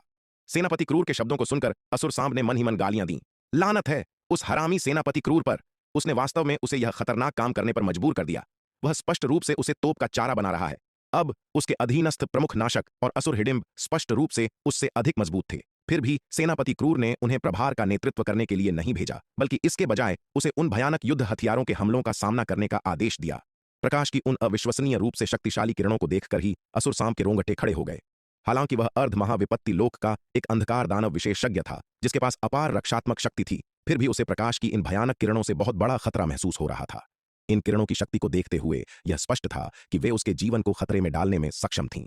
हालांकि यद्यपि असुर सांब यह काम करने के लिए बिल्कुल भी तैयार नहीं था, लेकिन दुर्भाग्य से सेनापति क्रूर अब सेना का सर्वोच्च कमांडर था और वह सेनापति क्रूर के आदेशों की अवज्ञा करने की हिम्मत नहीं कर सकता था। असुर सांब केवल अपने अधीनस्थ दिव्य विकास लोक के अंधकार दानव वंश के विशेषज्ञों का नेतृत्व कर सकता था, ताकि उन युद्ध हथियारों से निकलने वाली प्रकाश की किरणों को बलपूर्वक रोका जा सके। हालांकि यद्यपि असुर सांब और उसके साथी दिव्य विकास लोक के अंधकार दानव वंश के विशेषज्ञों ने तेजी से काम किया, लेकिन दानव नाशक नगर पर 10,000 से अधिक युद्ध मशीनें तैनात की गई थीं। 10,000 से अधिक शक्तिशाली युद्ध मशीनों की संयुक्त गोलाबारी अविश्वसनीय रूप से भयानक थी। दिव्य विकास लोक के कई अंधकार दानव वंश के विशेषज्ञ जो उन्हें रोकने के लिए आगे आए थे, इस गोलाबारी में नष्ट हो गए। कुछ छोटी दिव्य विकास लोक की अंधकार दानव टीमें जो समय पर प्रतिक्रिया नहीं कर पाईं, उन्हें प्रकाश की शक्तिशाली किरणों द्वारा आर पार छेद दिया गया, जिससे अनगिनत आरोहण लोक के अंधकार दानव सैनिक तुरंत नष्ट हो गए। आरोहण लोक की सेनाएं केवल तभी अपनी भयानक युद्ध शक्ति को उजागर कर सकती थीं जब वे युद्ध व्यूह में हों, लेकिन युद्ध व्यूह बनाने से पहले वे इन युद्ध मशीनों के सामने केवल तोप के चारे के समान थीं, जो कम से कम जन्मजात स्तर की उच्चतम गुणवत्ता की थीं।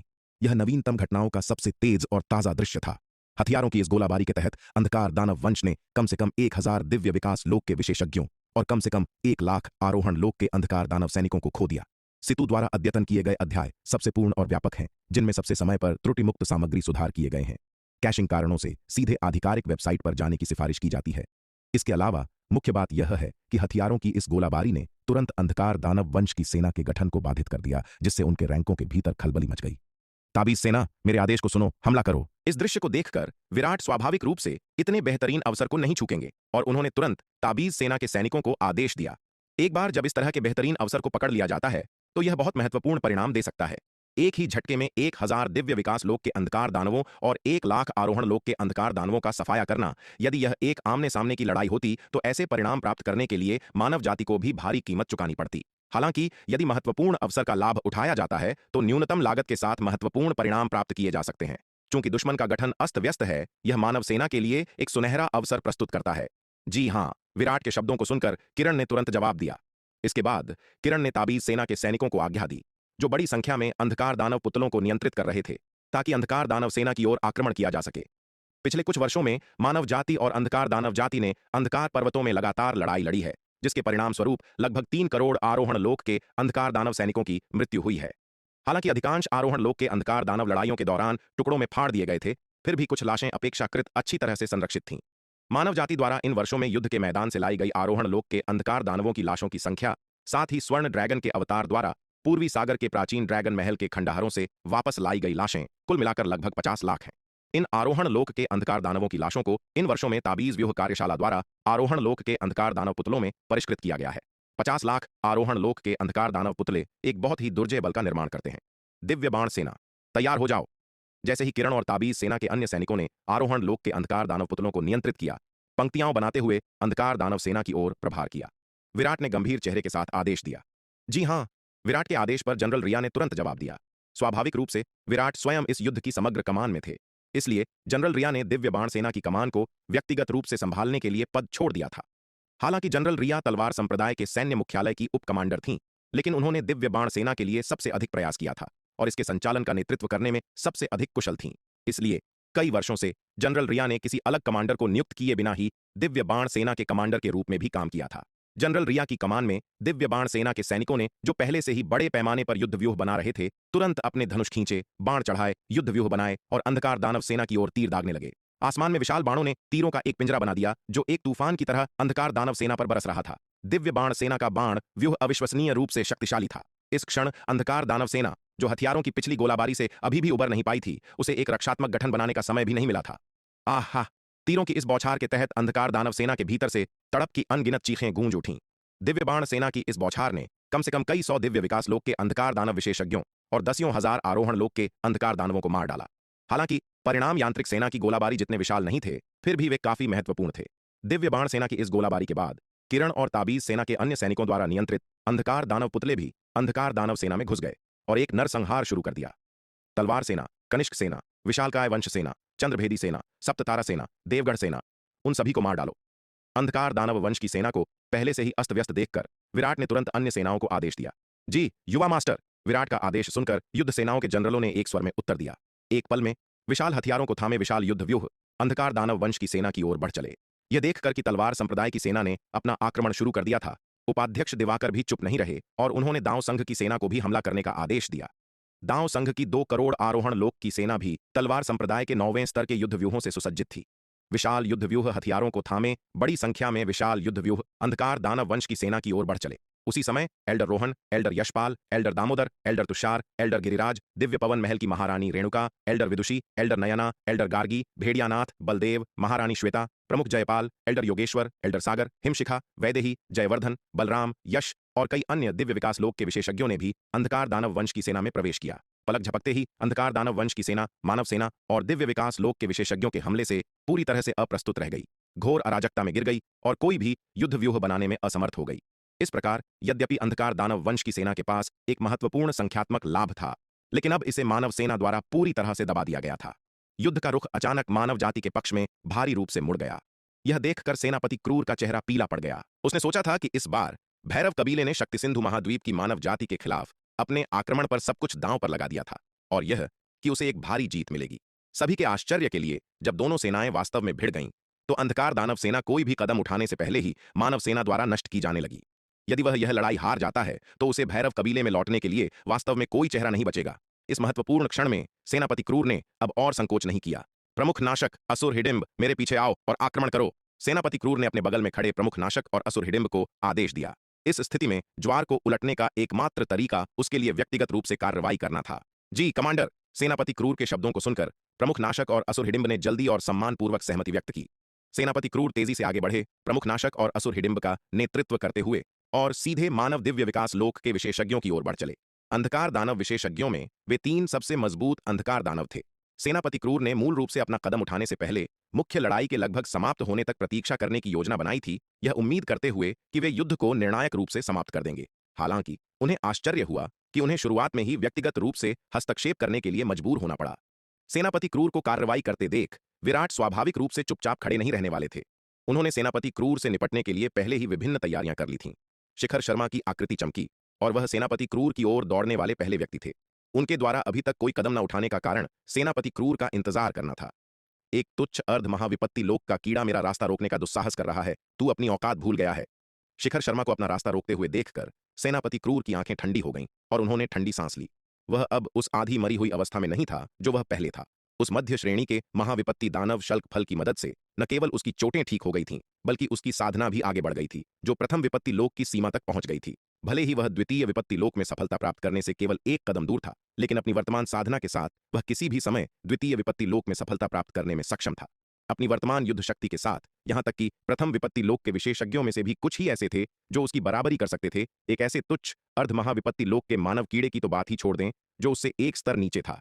सेनापति क्रूर ने लापरवाही से अपनी हथेली को शिखर शर्मा की ओर मारा। उनके विचार में उनकी ताकत के साथ शिखर शर्मा को कुचलना एक चींटी को कुचलने से अलग नहीं था।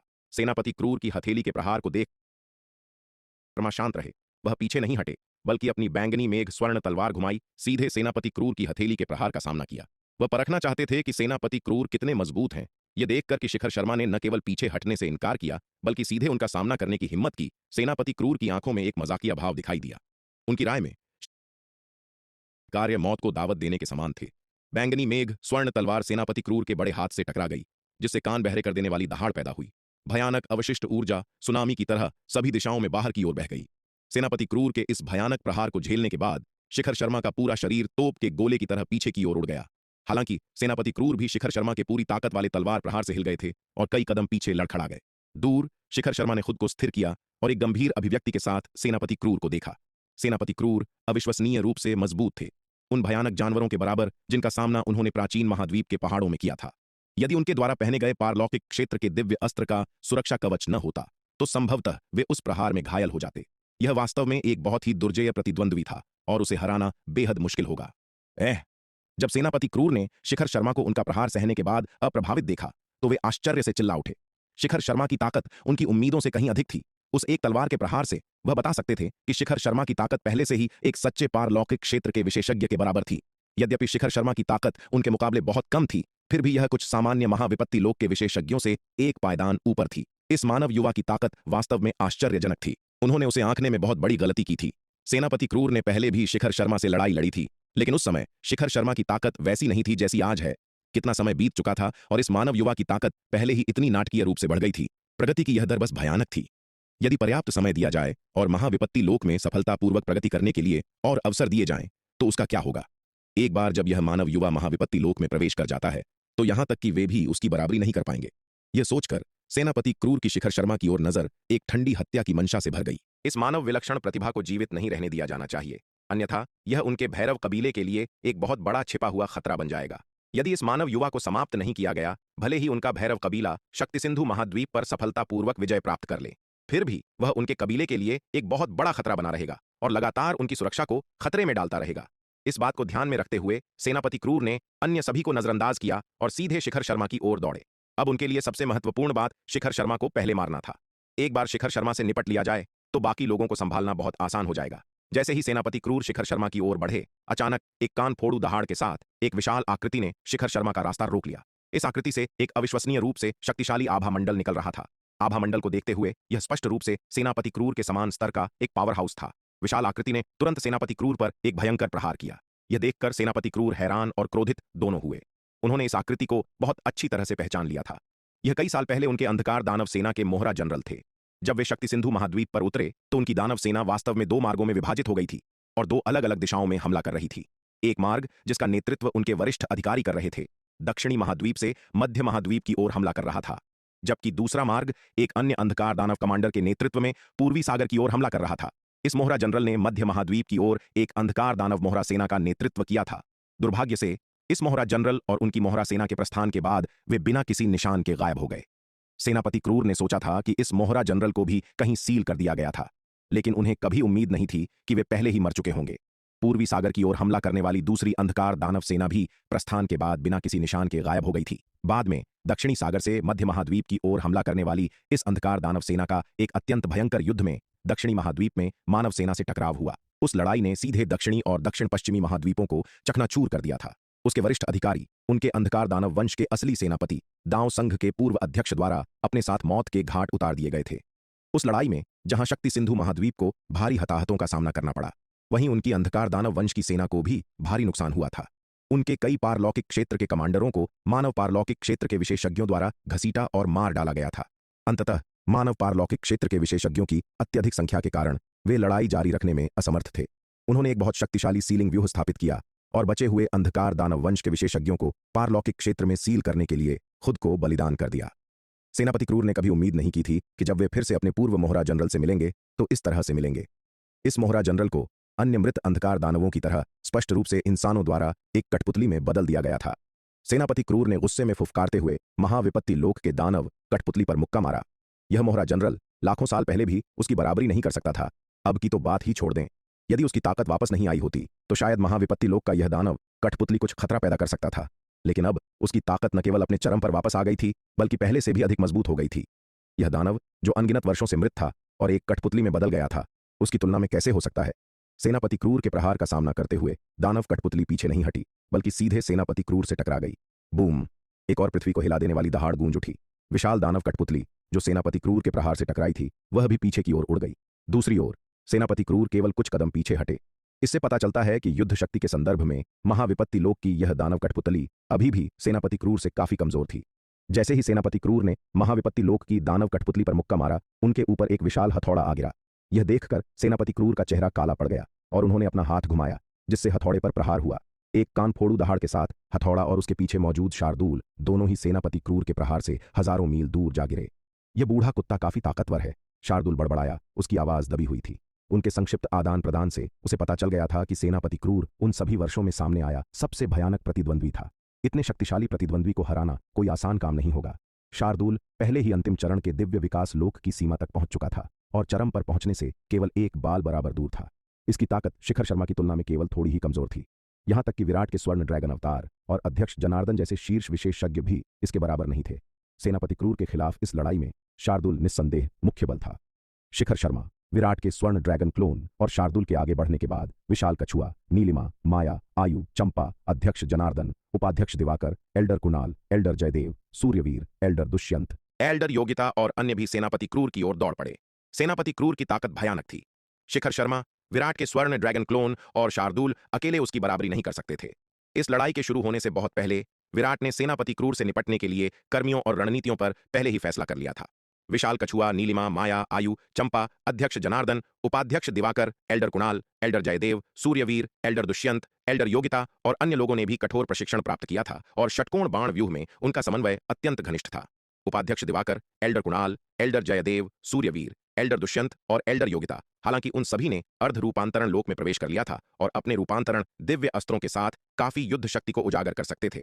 फिर भी वे सेनापति क्रूर से बहुत कमजोर थे। सेनापति क्रूर को घेरने की लड़ाई में भाग लेना उनके लिए बेहद खतरनाक होगा।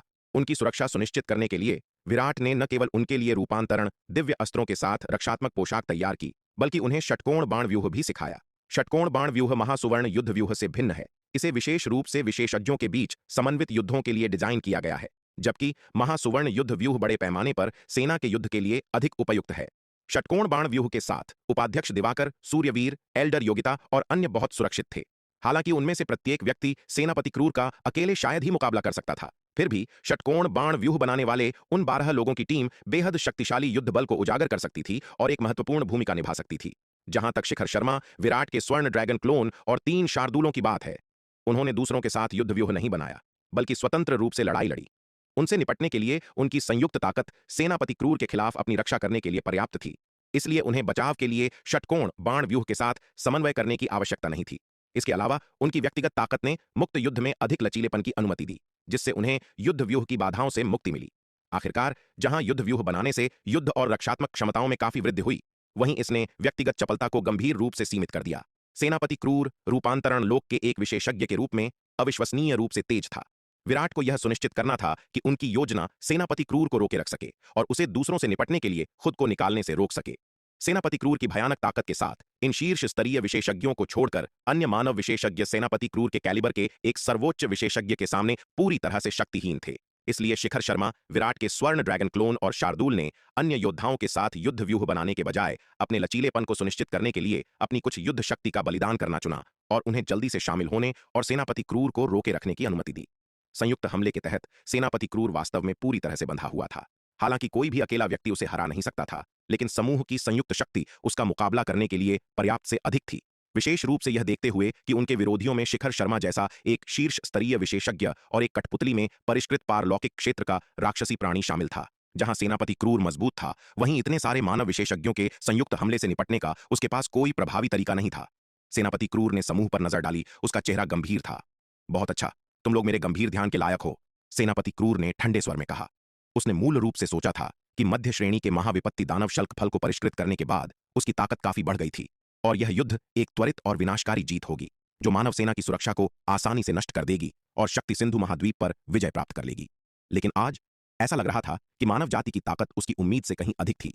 इसके साथ ही सेनापति क्रूर ने अपना हाथ खोला, जिसमें एक काला भाला दिखाई दिया जो शक्तिशाली ऊर्जा विकीर्ण कर रहा था। महाविपत्ति लोक के दिव्य अस्त्र स्तर का एक राक्षसी हथियार। मानव पावर हाउस के संयुक्त हमले का सामना करते हुए सेनापति क्रूर अब खुद को रोक नहीं पाया और उसे अपना सबसे शक्तिशाली त्रुप का पत्ता इस्तेमाल करने के लिए मजबूर होना पड़ा। वास्तव में यह महाविपत्ति लोक का दिव्य अस्त्र एल्डर द्रोण द्वारा उसके पास लाया गया था। वर्षों पहले उसने जिस महाविपत्ति लोक के दिव्य अस्त्र का इस्तेमाल किया था, वह मानव महाविपत्ति लोक के विशेषज्ञों के खिलाफ बड़ी लड़ाई में नष्ट हो गया था। शुरुआत में सेनापति क्रूर थोड़ा अति आत्मविश्वासी था, यह विश्वास करते हुए कि इस महाविपत्ति लोक के दिव्य अस्त्र का उपयोग किए बिना भी वह आसानी से इन मानव पावर हाउस को मार सकता है और जीत हासिल कर सकता है। लेकिन जब लड़ाई वास्तव में शुरू हुई तो वास्तविकता ने उसे एक कठोर सबक सिखाया। महाविपत्ति लोक के दिव्य अस्त्र के स्तर पर एक राक्षसी कलाकृति का उपयोग करने के बाद सेनापति क्रूर की युद्ध शक्ति तुरंत बढ़ गई। यह देखकर विराट और अन्य के चेहरे के भाव बदल गए। सेनापति क्रूर द्वारा कलाकृति का उपयोग करने के बाद सभी को तुरंत दबाव महसूस हुआ। इसका सामना करते हुए किसी ने भी संकोच नहीं किया। उन्होंने तुरंत अपने महाशक्ति ताबीज निकाले और उन्हें अपने ऊपर लगा लिया। Boom boom boom. महाशक्ति ताबीज का उपयोग करने के बाद सभी के शरीर से शक्तिशाली आभा मंडल फूट पड़ा और उनकी ताकत एक ही पल में कई गुना बढ़ गई। महाविपत्ति लोक के दिव्य अस्त्र का उपयोग करने से सेनापति क्रूर को जो लाभ प्राप्त हुआ था वह तुरंत सभी की ताकत में वृद्धि से उलट गया। वास्तव में उन्होंने सेनापति क्रूर पर एक निश्चित लाभ प्राप्त किया जिससे वह प्रभावी रूप से फंस गया। अनंत परम मीनार के दूसरे स्तर के 53वें तारे को प्रबुद्ध करके विराट को प्राप्त हुआ महाशक्ति ताबीज बहुत उच्च स्तर का था। इस स्तर के महाशक्ति ताबीज के ऋण एक महाविपत्ति लोक के विशेषज्ञ की शक्ति को भी काफी हद तक बढ़ा सकते थे। इसके अलावा शिखर शर्मा प्राचीन महाद्वीप से काफी मात्रा में शाखाएं और पत्ते वापस लाए थे जिनका उपयोग उन्होंने अत्यंत उच्च श्रेणी के ताबीज को परिष्कृत करने के लिए किया था। प्राचीन महाद्वीप पर उनके द्वारा मारे गए गरुड़ों के खून को भी अत्यंत उच्च श्रेणी के सिंदूर में परिष्कृत किया जा सकता था। पर्याप्त उच्च श्रेणी के ताबीज पैटर्न और सामग्रियों के साथ शिखर शर्मा के उच्च साधना स्तर के साथ उन्होंने आसानी से एक बहुत ही उच्च श्रेणी के शक्ति बढ़ाने वाले ताबीज को तैयार किया। इस स्तर का शक्ति बढ़ाने वाला ताबीज एक अर्ध महाविपत्ति लोक के विशेषज्ञ की युद्ध शक्ति को तुरंत कई गुना आसानी से बढ़ा सकता है। यह देखकर सेनापति क्रूर के चेहरे के भाव और भी गंभीर हो गए। शक्ति सिंधु महाद्वीप की मानव जाति ने एक के बाद एक ध्रुव का पत्ता उजागर किया था जिसने बार बार उसकी उम्मीदों को पार कर दिया था। यह युद्ध उसकी कल्पना से कहीं अधिक कठिन था। हालांकि सौभाग्य से कुल मिलाकर भैरव कबीले की ताकत अभी भी शक्ति सिंधु महाद्वीप की तुलना में बहुत अधिक थी। यद्यपि शुरुआत में उनकी सेना मानव जाति द्वारा अप्रस्तुत पकड़ ली गई थी जिससे पहल खो गई और भारी नुकसान हुआ। हालांकि उनके अंधकार दानव वंश में दिव्य विकास लोक के विशेषज्ञों की संख्या मानव कबीले के दिव्य विकास लोक के विशेषज्ञों की संख्या से कहीं अधिक थी। इन अंधकार दानव वंश के दिव्य विकास लोक के विशेषज्ञों के जबरदस्त प्रतिरोध के तहत पहले से अस्त व्यस्त अंधकार दानव वंश की सेना धीरे धीरे व्यवस्था हासिल करने लगी और अपने गठन को स्थिर करने लगी। अंधकार दानव वंश की सेना का युद्ध व्यूह भी आकार लेने लगा। विराट ने दानवनाशक नगर की प्राचीर के ऊपर खड़े होकर यह दृश्य देखा और उसके चेहरे के भाव कुछ गंभीर हो गए। उसने 1 लाख सैनिकों की टुकड़ी के साथ निम्न श्रेणी के 9वें स्तर के युद्ध व्यूह कवच को नियंत्रित किया, अपनी नाग पाताल तलवार निकाली और व्यक्तिगत रूप से अंधकार दानव वंश की सेना की ओर प्रहार किया। व्यक्तिगत युद्ध शक्ति के संदर्भ में सेनापति क्रूर निस्संदेह सबसे भयानक था। एक रूपांतरण लोक के विशेषज्ञ के रूप में उसकी अद्वितीय गति के साथ कोई भी उसके हमलों का सामना नहीं कर सकता था। लेकिन समग्र युद्ध शक्ति के संदर्भ में 7 करोड़ आरोहण लोक के अंधकार दानव वंश के सैनिक और 2 लाख से अधिक दिव्य विकास लोक के सैनिक सेनापति क्रूर से कहीं अधिक मजबूत थे। सेनापति क्रूर जैसे पारलौकिक क्षेत्र के विशेषज्ञ के लिए भी अकेले लाखों आरोहण लोक के कृषकों और सैकड़ों हजारों दिव्य विकास लोक के कृषकों की सेना का सामना करने का प्रयास करना चट्टान पर अंडा फेंकने के समान होगा जो अंततः आत्मविनाश की ओर ले जाएगा। इन दोनों सेनाओं के बीच मुख्य युद्ध के मैदान पर होने वाली लड़ाई सेनापति क्रूर के खिलाफ होने वाली लड़ाई से कम महत्वपूर्ण नहीं है। तलवार संप्रदाय के सर्वोच्च नेता और पूरी मानव सेना के कमांडर इन चीफ के रूप में विराट स्वाभाविक रूप से इस युद्ध से अनुपस्थित नहीं रह सकता। यद्यपि विराट के असली रूप में वर्तमान में केवल एक मध्य आरोहण लोक के कृषक की साधना है, लेकिन उसकी युद्ध शक्ति पूरी तरह से एक शीर्ष स्तरीय अंतिम चरण के दिव्य विकास लोक के विशेषज्ञ के बराबर है। 1 लाख निम्न श्रेणी के 9वें स्तर के युद्ध व्यूह सैनिकों के समर्थन के साथ वह एक अर्ध पारलौकिक क्षेत्र के विशेषज्ञ के बराबर युद्ध शक्ति को उजागर कर सकता है। इसके अलावा नाग पाताल तलवार के हाथ में होने से विराट की वर्तमान युद्ध शक्ति उसके तीसरे अवतार शिखर शर्मा से कम नहीं है। जैसे ही विराट अपने 1 लाख निम्न श्रेणी के 9वें स्तर के युद्ध व्यूह बख्तरबंद सैनिकों के साथ आगे बढ़े, रोहिणी, जनरल बालक, मनीष, लल्लन, तारिका सिंह और अन्य के नेतृत्व वाले युद्ध व्यूह बख्तरबंद दिग्गजों ने तुरंत विराट के गठन के चारों ओर इकट्ठा होना शुरू कर दिया। स्वाभाविक रूप से युद्ध व्यूह बख्तरबंद दिग्गजों ने विराट के गठन बख्तरबंद सैनिकों के साथ जल्दी से महासुवर्ण युद्ध व्यूह का गठन किया। महासुवर्ण युद्ध व्यूह में संयुक्त सबसे कुलीन युद्ध व्यूह बख्तरबंद दिग्गजों के दर्जनों समूह एक अतुलनीय रूप से तेज खंजर की तरह थे जो सीधे अंधकार दानव सेना की ओर वार कर रहे थे। जहां से भी यह खंजर गुजरा यह लगभग अजेय था। यह युद्ध व्यूह बख्तरबंद सैनिक अंधकार दानव सेना में घुस गए, जमे हुए तेल को काटने वाले एक उबलते खंजर की तरह जो एक ही पल में अंधकार दानव सेना को चीरता हुआ निकल गया। कुछ ही समय में विराट की विशाल बख्तरबंद पैदल सेना इकाई ने 10 लाख से अधिक अंधकार दानव सैनिकों का सफाया कर दिया था। ऐसी दुर्जेय और शक्तिशाली इकाई को देखकर अंधकार दानव योद्धा भयभीत हो गए और सभी दिशाओं में भागने लगे। वे सीधे उनसे उलझने को तैयार नहीं थे। प्रमुख नाशक असुर हिडिंब और असुर सांब ने यह देखते हुए एक पूर्वाभास महसूस किया। यदि अंधकार दानव सेना का मनोबल पूरी तरह से टूट गया तो इस युद्ध में उनकी हार निश्चित थी। अन्य मानव इकाइयों के साथ होने वाली बाद की लड़ाइयों को नजरअंदाज करते हुए उन तीनों ने व्यक्तिगत रूप से विराट की विशाल बख्तरबंद पैदल सेना इकाई को घेरने और उन पर हमला करने के लिए अपनी सेना का नेतृत्व किया। उन्हें इस इकाई को रोकना ही था, अन्यथा यदि इतनी शक्तिशाली सेना को अंधकार दानव सेना के बीच से गुजरने दिया गया तो सबसे बड़ी अंधकार दानव सेना भी इस तरह के नुकसान का सामना नहीं कर सकती थी। प्रमुख नाशक असुर हिडिंब और असुर सांब न केवल अर्ध महाविपत्ति लोक के अंधकार दानवों के बीच शीर्ष विशेषज्ञ थे, बल्कि भैरव कबीले में सबसे उत्कृष्ट जनरलों में से भी थे। उनमें से प्रत्येक ने 1 करोड़ सैनिकों की अंधकार दानव सेना की कमान संभाली। 1-1 करोड़ सैनिकों वाली इन 3 सेनाओं ने विराट की युद्ध व्यूह पैदल सेना इकाई को घेर लिया और उस पर हमला कर दिया। एक ही पल में विराट की युद्ध व्यूह पैदल सेना इकाई को कुल 3 करोड़ अंधकार दानवों के घेरे का सामना करना पड़ा। विराट की युद्ध व्यूह पैदल सेना इकाई में निम्न श्रेणी के 9वें स्तर के युद्ध व्यूह पैदल सेना के 50 समूह शामिल थे। प्रत्येक समूह में 1 लाख सैनिक आ सकते थे। यह तलवार सेना का पूरा युद्ध बल था, तलवार संप्रदाय का सबसे कुलीन युद्ध बल। इस इकाई में केवल 50 लाख सैनिक थे। 3 करोड़ अंधकार दानवों के हमले का सामना कर रहे 50 लाख युद्ध व्यूह पैदल सेना का मतलब था कि वे अपने आकार से 6 गुना बड़े दुश्मन का सामना कर रहे थे। इतने शक्तिशाली दुश्मन की घेराबंदी का सामना करते हुए विराट बिल्कुल भी भयभीत नहीं हुए। उन्होंने तलवार सेना के अभिजात वर्ग का नेतृत्व किया और अंधकार दानव वंश की 3 सेनाओं के खिलाफ बहादुरी से लड़ाई लड़ी, जिनमें से प्रत्येक में दसियों लाख सैनिक थे। प्रमुख नाशक असुर हिडिंब और असुर सांब सभी उत्कृष्ट अंधकार दानव जनरल हैं। हालांकि उनकी अंधकार दानव सेनाओं के युद्ध व्यूह महासुवर्ण युद्ध व्यूह से मेल नहीं खा सकते हैं, फिर भी उनकी विस्फोटक शक्ति भयानक है। कैशिंग समस्याओं के कारण सबसे तेज अध्याय अद्यतन के लिए कृपया सीधे अपने ब्राउजर में .com वेबसाइट पर जाएं। चूंकि उनके अंधकार दानव सैनिक तलवार सेना से अधिक हैं, इसलिए तीनों सेनाओं की संयुक्त शक्ति किसी भी तरह से विराट की तलवार सेना से कमजोर नहीं है। विशेष रूप से उनके काले दानव कवच जो उनके युद्ध व्यूहों द्वारा बनाए गए हैं, उनके पास आश्चर्यजनक रक्षात्मक क्षमताएं हैं। भले ही विराट की तलवार सेना का महासुवर्ण युद्ध व्यूह अविश्वसनीय रूप से तेज है, फिर भी उनके काले दानव कवच के गठन को तोड़ना कोई आसान काम नहीं है।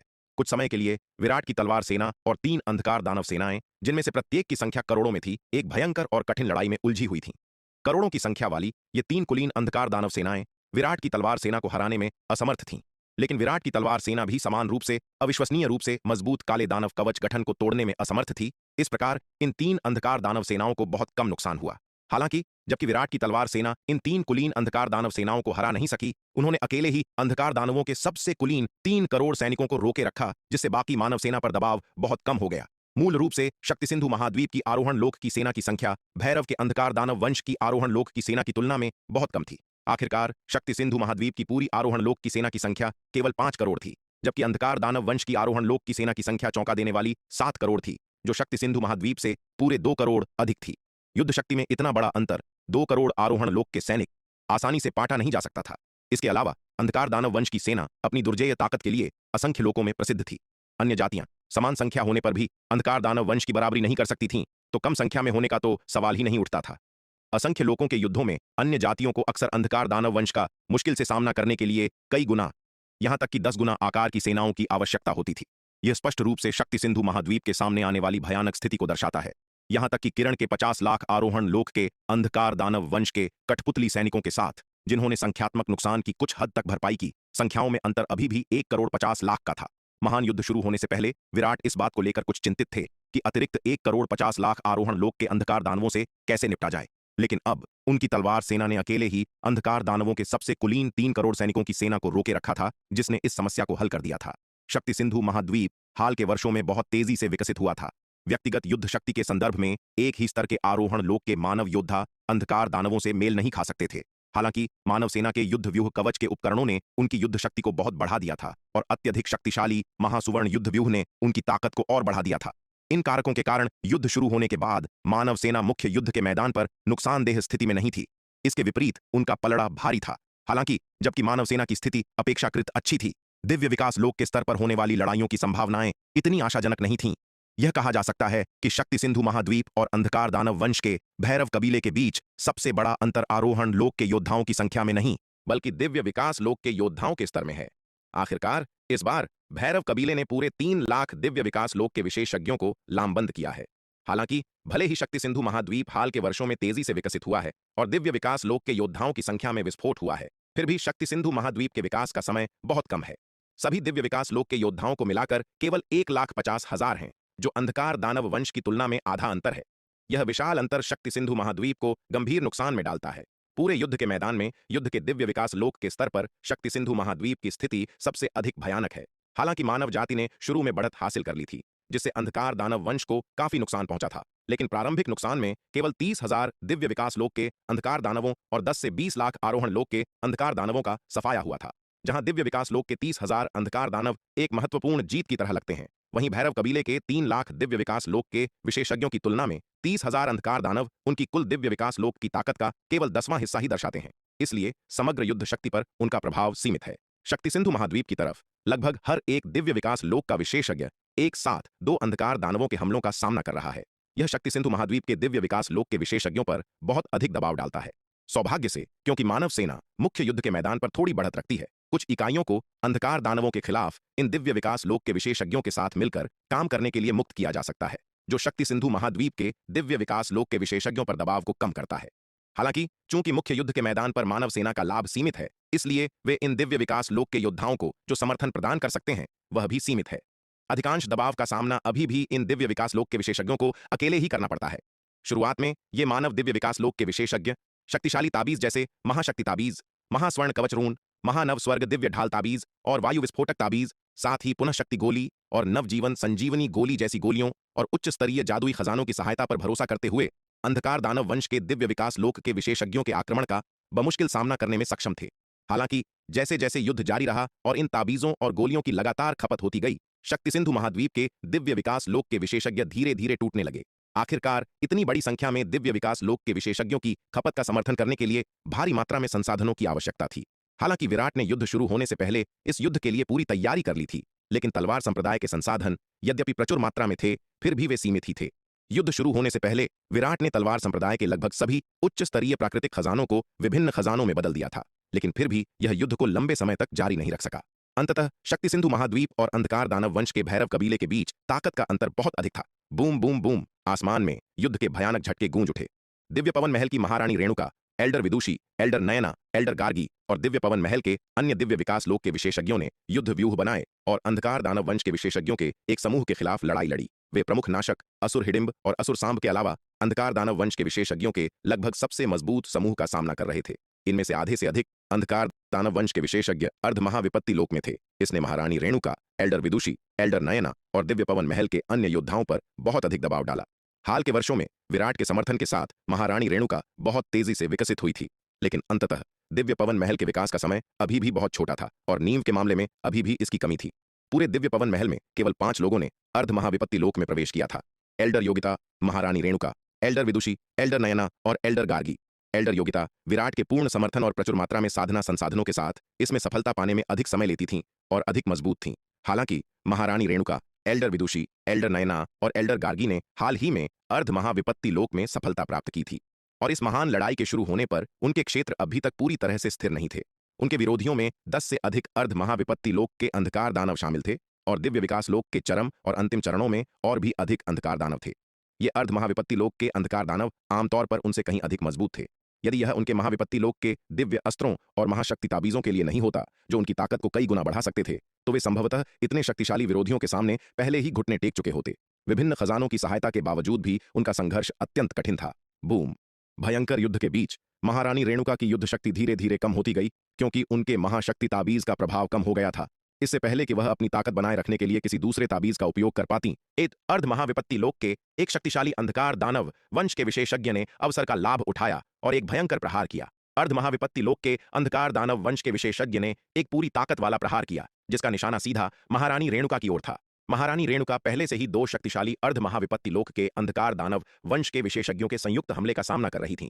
इस समय वह एक अन्य अर्ध महाविपत्ति लोक के अंधकार दानव वंश के विशेषज्ञ के हमले से बचाव करने पर भी ध्यान केंद्रित कर रही थीं। महाशक्ति ताबीज का असर कम होने के साथ उनके पास इस अर्ध महाविपत्ति लोक के अंधकार दानव वंश के विशेषज्ञ के पूरी ताकत वाले हमले का सामना करने के लिए कोई ताकत नहीं बची थी। अंत में महारानी रेणुका केवल बेबस होकर उस अविश्वसनीय रूप से तेज प्रहार को खुद पर लगते हुए देख सकती थीं। इतने भयानक प्रहार को सहने के बाद महारानी रेणुका का शरीर तोप के गोले की तरह पीछे की ओर उड़ गया। सौभाग्य से उन्हें अर्ध पारलौकिक दिव्य अस्त्र स्तर की एक रक्षात्मक पोशाक द्वारा सुरक्षित किया गया था, जिसने प्रहार के अधिकांश बल को सोख लिया। अन्यथा ऐसा भयानक हमला उनकी जान भी ले सकता था। इतना होने पर भी महारानी रेणुका को बेहद गंभीर चोटें आईं। हवा में ही उनके मुंह से खून बहने लगा। महारानी रेणुका! यह देखकर एल्डर विदुषी, एल्डर नयना, एल्डर गार्गी और अन्य लोगों के सीने में अचानक घुटन महसूस हुई और वे अलार्म में चिल्लाने से खुद को रोक नहीं पाए। हालांकि वे भी शक्तिशाली विरोधियों के हमलों का सामना कर रहे थे और बमुश्किल अपना बचाव कर पा रहे थे, महारानी रेणुका को बचाने की ताकत तो दूर की बात थी। दो अर्ध महाविपत्ति लोक के अंधकार दानवों ने महारानी रेणुका को गंभीर रूप से घायल देखकर अपना फायदा उठाने का यह मौका नहीं छोड़ना चाहा। वे एक झटके में आगे बढ़े और महारानी रेणुका का पीछा करने लगे। स्वाश स्वाश! प्रकाश के दो तेज ब्लेड महारानी रेणुका की ओर नीचे की ओर गिरे। यह देखकर महारानी रेणुका के दिल में एक सिहरन दौड़ गई और उन्होंने मन ही मन आह भरते हुए कहा, मेरा जीवन समाप्त हो गया। हालांकि यह लड़ाई शुरू होने से पहले ही उन्होंने खुद को मृत्यु के लिए तैयार कर लिया था। यदि वे युद्ध में मारी भी जाती तो भी उन्हें बहुत अधिक पछतावा नहीं होता। उनके जीवन का एकमात्र पछतावा सूर्यवीर के साथ एक दांववादी साथी बनने में सक्षम नहीं होना था। ठीक जब महारानी रेणुका को लगा कि उनका विनाश निश्चित है, अचानक एक रक्त लाल मंदिर उड़ता हुआ आया जो उन दोनों अर्ध महाविपत्ति लोक के अंधकार दानव वंश के विशेषज्ञों से टकरा गया। बूम! दो दबी हुई आवाजें गूंज उठीं क्योंकि दोनों विशाल अंधकार दानव वंश के विशेषज्ञ शक्तिशाली प्रभाव से तुरंत पीछे की ओर उड़ गए। उनकी दुर्जेय शारीरिक सुरक्षा के बावजूद इस तरह के शक्तिशाली टकराव ने उन्हें गंभीर रूप से घायल कर दिया, जिससे उनके विशाल शरीरों पर कई बड़ी दरारें आ गईं। रक्त देवता मंदिर के दो अर्ध महाविपत्ति लोक के अंधकार दानवों से टकराने के बाद प्रकाश की एक चमक ने महारानी रेणुका को अपनी चपेट में ले लिया। मीरा दीदी! महारानी रेणुका, जो बाल बाल बची थीं, रक्त देवता मंदिर में मीरा को देखकर उत्साह से चिल्ला उठी। रेणुका, क्या तुम ठीक हो? मीरा ने चिंता से भरे चेहरे के साथ पूछा। मैं ठीक हूं मीरा दीदी, जल्दी से एल्डर विदुषी और एल्डर नयना को बचाइए, उनकी स्थिति भी बहुत गंभीर है। महारानी रेणुका ने जल्दबाजी में उत्तर दिया। हाँ रेणुका, चिंता मत करो, मैं उन्हें अभी बचाने जा रही हूं, तुम ठीक होने पर ध्यान दो। मीरा ने सिर हिलाया। इसके साथ ही उसने रक्त देवता मंदिर को एल्डर विदुषी, एल्डर नयना, एल्डर गार्गी और अन्य लोगों की ओर मोड़ दिया। मीरा को मदद के लिए आते देखकर महारानी रेणुका ने काफी राहत महसूस की। वह रक्त देवता मंदिर की शक्ति से अच्छी तरह वाकिफ थीं। अनगिनत युद्धों में इसकी शक्ति बार बार सिद्ध हो चुकी थी। रक्त देवता मंदिर की सहायता से दिव्य पवन महल की जिम्मेदारी के तहत आने वाला युद्ध का मैदान अपेक्षाकृत सुरक्षित था। जैसा कि अपेक्षित था, मीरा के रक्त देवता मंदिर के साथ युद्ध में शामिल होने के बाद दिव्य पवन महल के योद्धाओं ने, जो शुरू में नुकसान में थे, तुरंत अपनी किस्मत बदल दी। रक्त देवता मंदिर ने रक्षा और हमले दोनों में अद्वितीय शक्ति प्रदर्शित की। रक्त देवता मंदिर को विराट द्वारा पहले ही एक अर्ध महाविपत्ति लोक के दिव्य अस्त्र के रैंक में उन्नत कर दिया गया